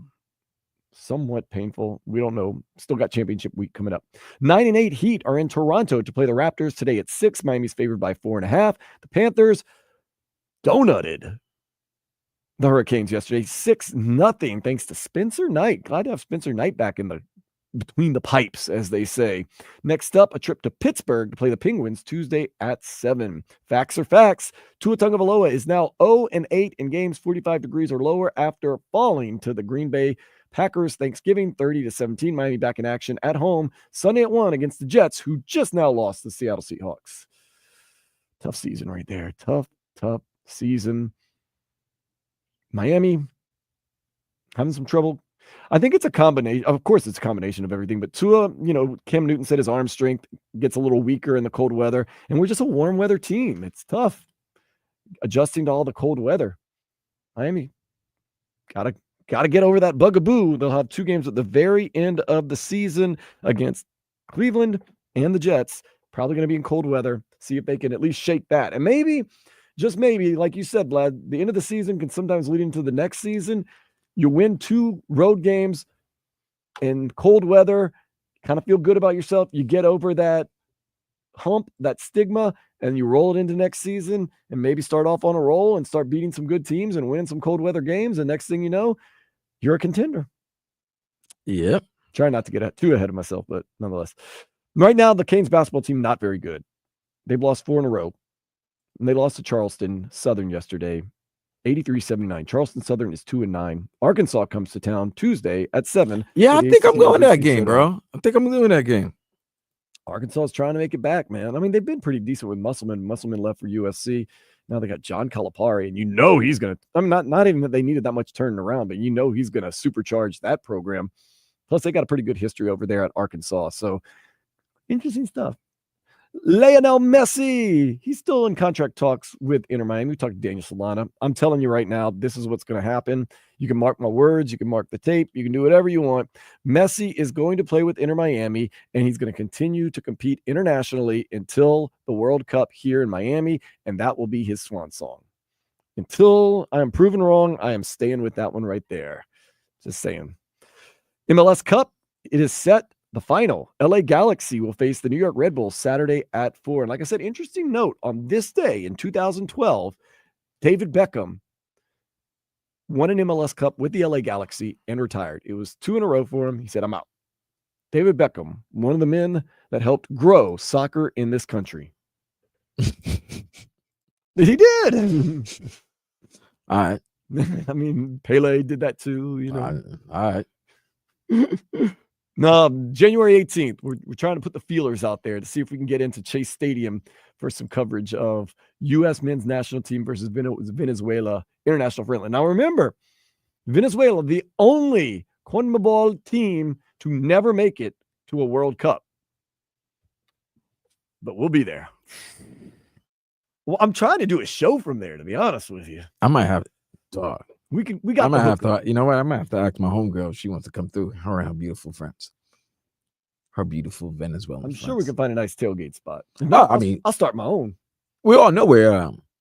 We already know what the American Venezuela is. We already know where the capital is. Doral? No, Weston. Oh, it's Weston. Didn't they call it Weston Zella? Yeah, Weston Zella? Yeah. Well, Yeah. we were there for the Weston Zella watching party against Jamaica and Venezuela. Yeah, We Weston were handing Zella. out beers to everybody. It was awesome. So yeah, and we saw the Big shout out. We saw the roster that Venezuela was displaying out there. It was Good It was times. good, very good. Good time. Get some tequeños. Have a good time. Good times. I don't know. I've never seen the U.S. men's national team either, so I'm kind of excited about that. Is Pulisic playing? Who knows by that in January? They mix up the lineup so often. But I will say this about Chase Stadium: as much as I always say they should go into the bigger one at Hard Rock, people seem to like going to Chase Stadium. So, you know what it is? I guess you could charge as much tickets as you want because of the limited capacity. Right. But I mean, not to be too much on it, they have trouble selling out midweek games, like Wednesday night games and stuff like that. So, I don't know, but you got to understand the culture of the team. I do understand the players. I do. People are gonna take a Wednesday night off. Well, they also lose money if they put it at Hard Rock. Well, because they got concessions, right. and workers, and all the other stuff. Right. So, I mean, it's a little. There's always one determining factor on why things do and do not happen, and we all know that determining factor is money. There was two answers you could have given. I'm glad you chose the money answer. With that being said, let's go ahead and I know. Let's take a step. Wait. Try to kind of. What other answer could have I given there? I don't know, man. I forgot what I was even talking about. Yeah, sure you did. Two things that determine everything. Oh, ladies. There's only ladies, and ladies and ladies relationships. Money and ladies. Let's step into the day spot. Come on, let's go. A woman is mad at her mother. Oh, this time not her husband? You'll see. A woman's mad at her mother for inviting her ex that cheated on her to Thanksgiving dinner. All right. That's a good one. Hold on. Her mom said, "Get over it." You know what I'm thinking? No, because that's funny that you mentioned that. Because all right, I'm gonna answer that, and then because it's funny you say this because there's a video of a 66-year-old grandmother going out with like a 29-year-old man, and they were having Thanksgiving dinner, and you could hear her grandchildren like chastising her for going out with a man like, definitely more than half her age. Mm-hmm. And she didn't give a rat's ass about it. I'd be proud of it. But a mother inviting her ex-son-in-law, or was it ex-boyfriend or ex-husband? Just ex-boyfriend. But they're not even married. Like, bro. You know what that means. Yeah, break it down. What does it mean? Oh, he's hooking up with the mom. Yeah, that's exactly what's happening. He's hooking up with the mom. She's young. She's older. She wants feels to spend some time with right. She feels like somebody likes her, like somebody wants her. It's been a long time. So yeah, she doesn't care. She doesn't care that it's her daughter's ex-boyfriend. As a matter of fact, she feels maybe more safe that it's her daughter's ex-boyfriend because she knows him. And she tells her daughter, "Get over it." Yeah, but yeah, tell your daughter to get over it. That's because she's under it. Mm-hmm. She's over side of it, all of it. He went to that vintage. Oh no! Listen, my man is playing like my man's getting MVP right I wonder now. what that's like. Oh, dude, you got to feel like I'm peacocking right now. Like I got You got 2 generations fam. under your belt. I got literally. I already had the younger version. Now I'm getting the older version. Yeah. Oh, come on, bro. I'm the man of your family. Just imagine in life. I'm the man in that family. Just imagine. Not even your father no more. If you had a Corvette, a new Corvette, and then someone later, like 10 years down the road, said, "Yo, I'll trade you their 10-year-old Corvette for a vintage, like 69, pardon the pun, Corvette." You get to drive a new Corvette, and then now you get to drive a vintage Corvette. You got to be feeling like life is good. What you think? Listen, I'm all for it. I'm checking what's under the hood first. You always check under the hood. What are we talking? What have we been talking about these past couple of minutes? I don't even know. We'll wrap it all up with more nonsense next here on Sports Day 560 WQAM.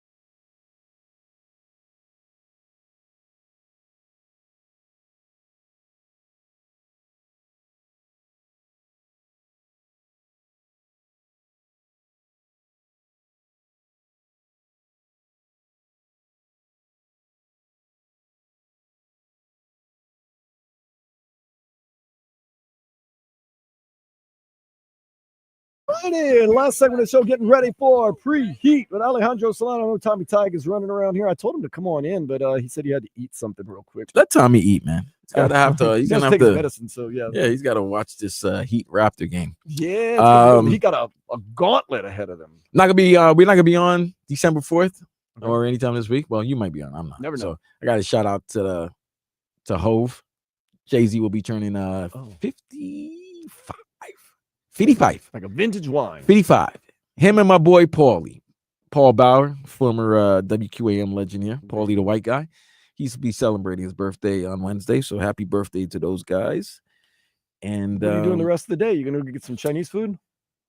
No, why would I be getting Chinese food? Today's from New York. No, that's on Saturdays, not on Sundays. Jewish people get Chinese food on Sundays. Oh, I didn't know that ethnicities had certain days that they're relegated to. Oh no. Yeah, man. Oh no, I did. I went to Shakudo the other day. I don't know what I'm talking about. I haven't had Chinese food. I definitely know Jewish people getting Chinese food December 25th. Oh yeah, I've heard that. That's a given. Trying to think if I have any traditions. I mean, Irish people drink every day, so that's kind of a tradition. Cajun people. Oh yeah, man. Haitians, we can't wait for cremas. Woo-wee! Merry crema. I just found out what Spanish people with coquitas. Thanksgiving. Oh yeah, I gotta buy coquito for Christmas. Yeah, cremas and coquita, man. There's some good stuff. I don't like dairy alcoholic drinks, but that's the one day in the year that I'll make the exception. Yeah. I guess I honor the long-term Cajun tradition on holiday of the weekend. Basically, just from Friday night until Monday morning, just living the good life. Laissez les bon temps rouler, as they say. Let it go. Today, I don't know how much of a good life I'm having. I'm moving right now, Vlad, and my body is. Yeah, bro. You know, I gotta give you credit, cousin. You know, you came through. You've been working here, and then you've been going home, packing, unpacking, putting things back in order. Then you're coming to find out situations that you had no knowledge about that can jeopardize things, and you're like. And I've also been an Uber Eats driver this weekend, apparently. Yes. Without even having I haven't had anything. We're not even being hired by Uber. No. I'm not getting paid. I'm paying to pick up food and do things. Yeah, I did go out last night. I tried to go to this place, Chica, up the road. Girl, it's just a place. Yeah, they had a private party. It looked like it was banging. I was trying to sneak in. Were there girls in the Chica? I wasn't paying a lot of attention. I was getting rushed out of there. There may have been a drag queen singing on the stage. Okay, it was a private party. So do what you want to do. What you do in your private party is your private party. I know I'd do it. So then I went to this place, Pinch, up here on Biscayne. Really good, man. So you went to Chica, ladies, and then you went to a place called Pinch. Yeah, and the funny thing is, for some reason, I saw like 4 years ago. It's right on Biscayne, right here at 83rd or 79th and Biscayne. I saw a rainbow flag, so I thought maybe it was a homosexual establishment, which is fine. You know me. I'll be at our house. I'll be at the Palace. I'll be at Twist. I don't care. But I was like, oh. So I left a drag show basically to go to. Pinch is not. It's just a restaurant, but to another place I thought was maybe that type of establishment. It wasn't. It was great. It was fun. Cool. And then I went to Bob's Your Uncle for 80s night a little bit last night. You went to the Blue Oyster, didn't you? I'd never been to the Blue Oyster. I would go. Dun, dun, dun, dun, dun, dun, dun, dun, you know what's funny? If anybody mentions Blue Oyster, that's the first thing they do. That's what it's all about. Right. No, but the first thing you do is the music. Then, like you always go to the music. Because that's the signature. Because they always in police academy. It's Sunday. Walk in and be like, "What is this place?" It's the Blue Oyster. Boom. And then you hear the music. But no, it was funny because you did it, and I was about to do the same thing, and it was just funny. You got me, beat me to it. But yeah, everybody knows when you mention Blue Oyster, you think about Police Academy and you think about the song. Man, those first 4 police academies were unbelievable. Ah, man, which one was your favorite? Oh, number 1 by far. But I mean, I love them all. I think then the Miami one, it was number 5, was okay. Miami was all right. That was the last good one. I think 3 is my favorite. Which one is 3? It's 3 with Bobcat. Which one is Citizens on Patrol? What, the one with Bobcat. The one with Bobcat. I think that's number 3 and 4. Yeah, the one with Bobcat. Yeah, that's the one. Bobcat Goldthwait. Yeah. One of my favorite scenes when Hightower, like he left and all of a sudden he was just like chilling and then there was disturbance going on. He's just like, you look like a superhero. Like, all right, forget it. I got to become a cop again. Remember when House showed up and he goes, "Hey, Highsmith, you used to bounce me on your knee." He goes, "I did." He's like, niggas a House. He goes, "They called me House." Big guy. Remember when like the Fat Boys used to be a thing?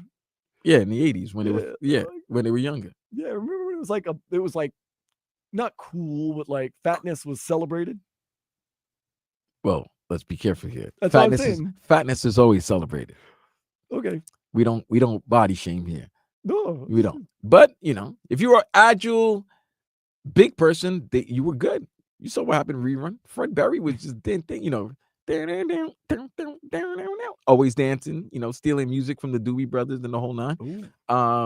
Who else was yeah, if you were big and you could move, they loved you. Hey, we still got love for everybody, man. It's all good. All good. We got the football games going on now. I've been telling you all year the Falcons aren't very good. Falcons with a nasty loss to the Chargers. Big win by the Chargers, considering they lost the Monday night game and then they had to fly cross country in a short week to take on the Falcons, who are coming off a bye. I hate any team. Yo, fam.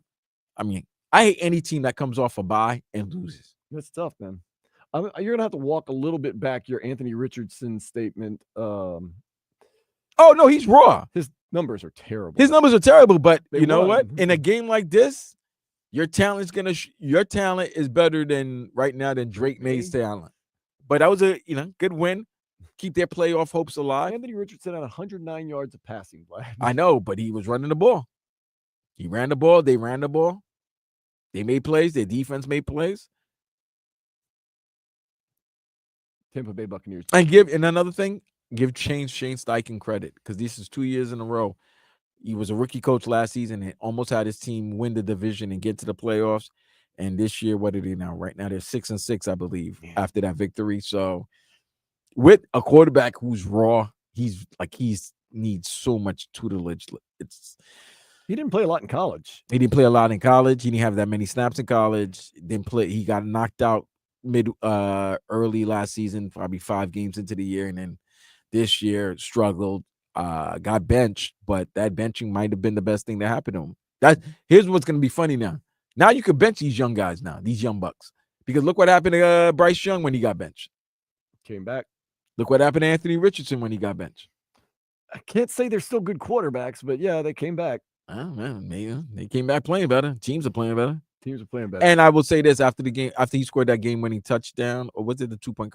No, the game-winning 2-point conversion, just to see the offensive lineman and all his teammates run into him, patting him up and giving that's big, because that means they never lost faith in him. I have seen that where a player scores and he's a man on an island. It's like, oh no, this is not good. This is not good. And his teammates are like, oh no, we were just celebrating. He was downfield or somewhere else. It's like no, not so much. Oh man, those Washington Commanders are good. 42-19 over the Tennessee Titans. Tennessee Titans are terrible, by the way. Saints are up 3-0 on the Rams. Vlad and I both predicted the Saints to win this game. I predicted out of just tradition of the Saints beating the Rams. And Vlad, I don't know what your thinking was behind that. What? Saints winning today against the Rams. Oh, because they're at home, and I love home dogs. You still like Darren Rizzi? Special teams coach here in Miami for a while, and was special teams coach for the Saints until they fired the coach, and now he's the head coach. Dude's wild. I know some people that know him personally too from his time down here in South Florida. So he's very fiery and emotional. It's fine as an interim coach. We'll be fine. We'll see what happens though, man. Maybe the Saints make a run, make it to the playoffs, get into the playoffs, and get murdered. That's good enough for me. Good enough. Oh, and by the way, the other thing I want to hear. Yeah. I ain't like this. I gotta call out my guy Donald on this, because I know that. Listen, when your team loses, and you want to take some levity, you want to not be upset with them, take out your total anger, so then you're happy when your rival loses. It doesn't really work the same, guys. So being happy that Florida State lost to Florida doesn't work. Your loss is mad. That loss to Syracuse still stings. You can't deflect what happened to the Hurricanes yesterday. Right. Dolphins fans, don't, I know this is Jet week, so you could talk your trash about the Jets and everything like that, because that's what it is, because it's the upcoming week is coming on. But if you don't, seeing that you're better than the Jets and everything like that, that's cool, because you are. But you're both ending up in the same place. You're both going to be outside the playoffs. So talk your trash, absolutely, because it's this is the week. This is the week to do it because it's Jets Dolphins rivalry week. But if when you lose, just take it out. Don't feel like, oh well, at least we lost. Well, we're not like this team or we're not like that team, because guess what? Y'all really are the same, because neither team is progressing. They're both losers. Neither team Feel is bad. progressing, and neither team is above 500 with a winning record. So I heard Donna was like, no, I didn't want to call out Donna, but Donna was like, well, Florida State lost, and Well, they've been losing all season. and I'm like, yeah, they've been losing all season. So it's not like if they had lost and they took them out of the playoffs or something like that, yeah. But if they've been losing all season, they were worse than you. Damn. You can't be happy with with the loss, because it's not going to subside the fact that your team lost, and they lost and took themselves out of the college football playoffs. Florida State 2-11 this year, beating Charleston Southern. They beat no one in California. And Cal, who almost beat Miami. And they barely beat Cal. Whew. Miami barely beat Cal.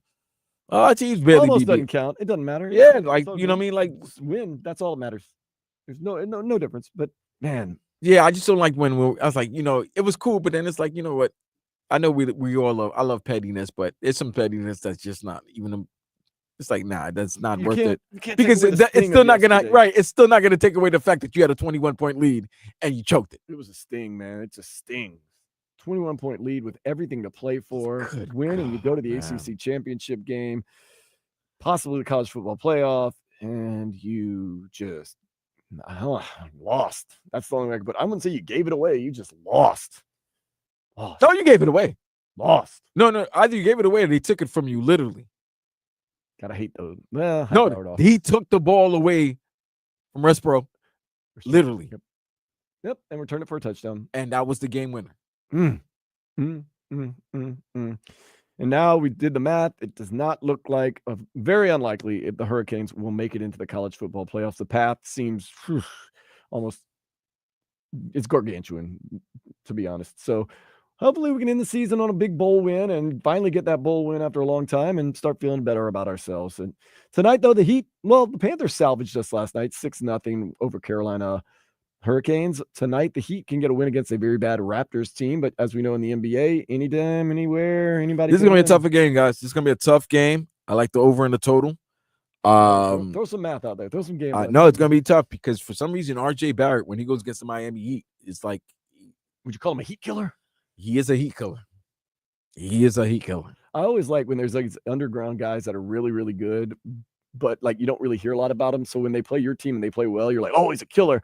Like what's his name? Herter for the Kings. Oh, Kevin Herter. Yeah, he's just a good player. But everyone's like, oh man, Kevin Herter's a Heat killer, or he's a Pelicans killer. He's like, no, he's just a good player. But Dan, it really does make no sense. Like, why this player, he's obviously a good player if he's in the NBA, but for some reason, but for some reason, when they play everybody else, they're regular, they're good, they're average, they are. But when they play against you, that's when they go crazy. Something about it, man. You know Something about it.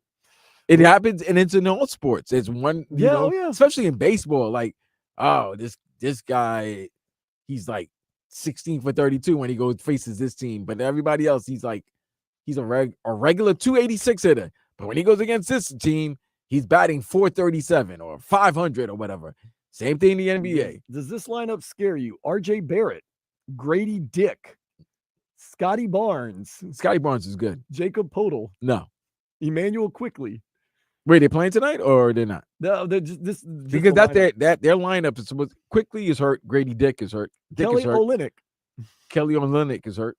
Garrett Temple is still in the league. Garrett Temple will always be in the league. Garrett Temple's he graduated from LSU before me, I think. Still, okay, good job. Wow, what a lineup! No wonder they're 5-14. Well, and the guys you mentioned, they're not even playing. IQ's on the IR. Grady Dick's on the IR. Oh, tough times. Well, I mean, tough times for me too. Pelicans, great job. 4-16. How do you say? He's got to change his last name, bro. Oh, don't worry. If he'd be playing tonight, you would hear a whole lot of his name. Because Dick is hurt tonight. He's out with a pulled something. He's got a sprain. He's got a sprain or a pull. Yeah. Oh yeah, pull. Good job. Good jokes. Good. All good jokes. They like themselves. like that. Oh well, I'm not. I don't want to get into jokes and stuff like that. It's just gonna be like, all right. So Vlad, tonight, what a night. I think I'm gonna go. I don't know. I'm gonna go to Jensen's liquor store. You know what? When all else fails, I brought you that Prestige the other night. And I appreciate you. So good, man. Thanksgiving Prestige. I think I'm gonna go to Jensen's liquor store, pick up a couple drinks, pick up some food somewhere. I don't know, man. You need me to Uber Eats you something too, Vlad? I'll drive over to South Florida. Some Chinese food. Oh wait, today's not your day. No. I don't know, man. And then I'm gonna go home and watch this game. I'm gonna watch this Eagles Ravens game. I'm calling the Eagles winning. I'm really high on the We Eagles. still got right now. it's a good night. You're gonna have I'm high on the Eagles. High. You still have the 4:00 game, the 4:30 games going on, and then 6:00 turn on Heat Raptors. Or you can listen to it Right on here. 560 WQAM. Salon about to take the reins. Starting in 5 minutes. All right, Vlad. Well, that's going to about do it for us. I don't know when we're going to be back on. So what you need to do is follow our I think it might be on Saturday. media. It's at Vlad2078 at Dan Day Radio. I'll also throw in some extra fun stuff for you. It's been What's fun. the chances, Jimmy? I'm asking Jimmy. What's the chances that you and I will be on Saturday? I think we'll be on Saturday since the Canes aren't playing. I'll go. Oh yeah, that's right. I'll go 75%. 80%. I'm gonna go 95%. We'll probably be on Saturday. 95 is good. 95. But We'll the question is, how long though? that shall be determined. We will see you though this coming Saturday at noon till whenever they need us and however long they let us go. For Vladimir Luison, I am Dan Day, and this has been Sports Day on 560 WQAM. Later, Flug. Text WQAM on the Kendall Toyota text line.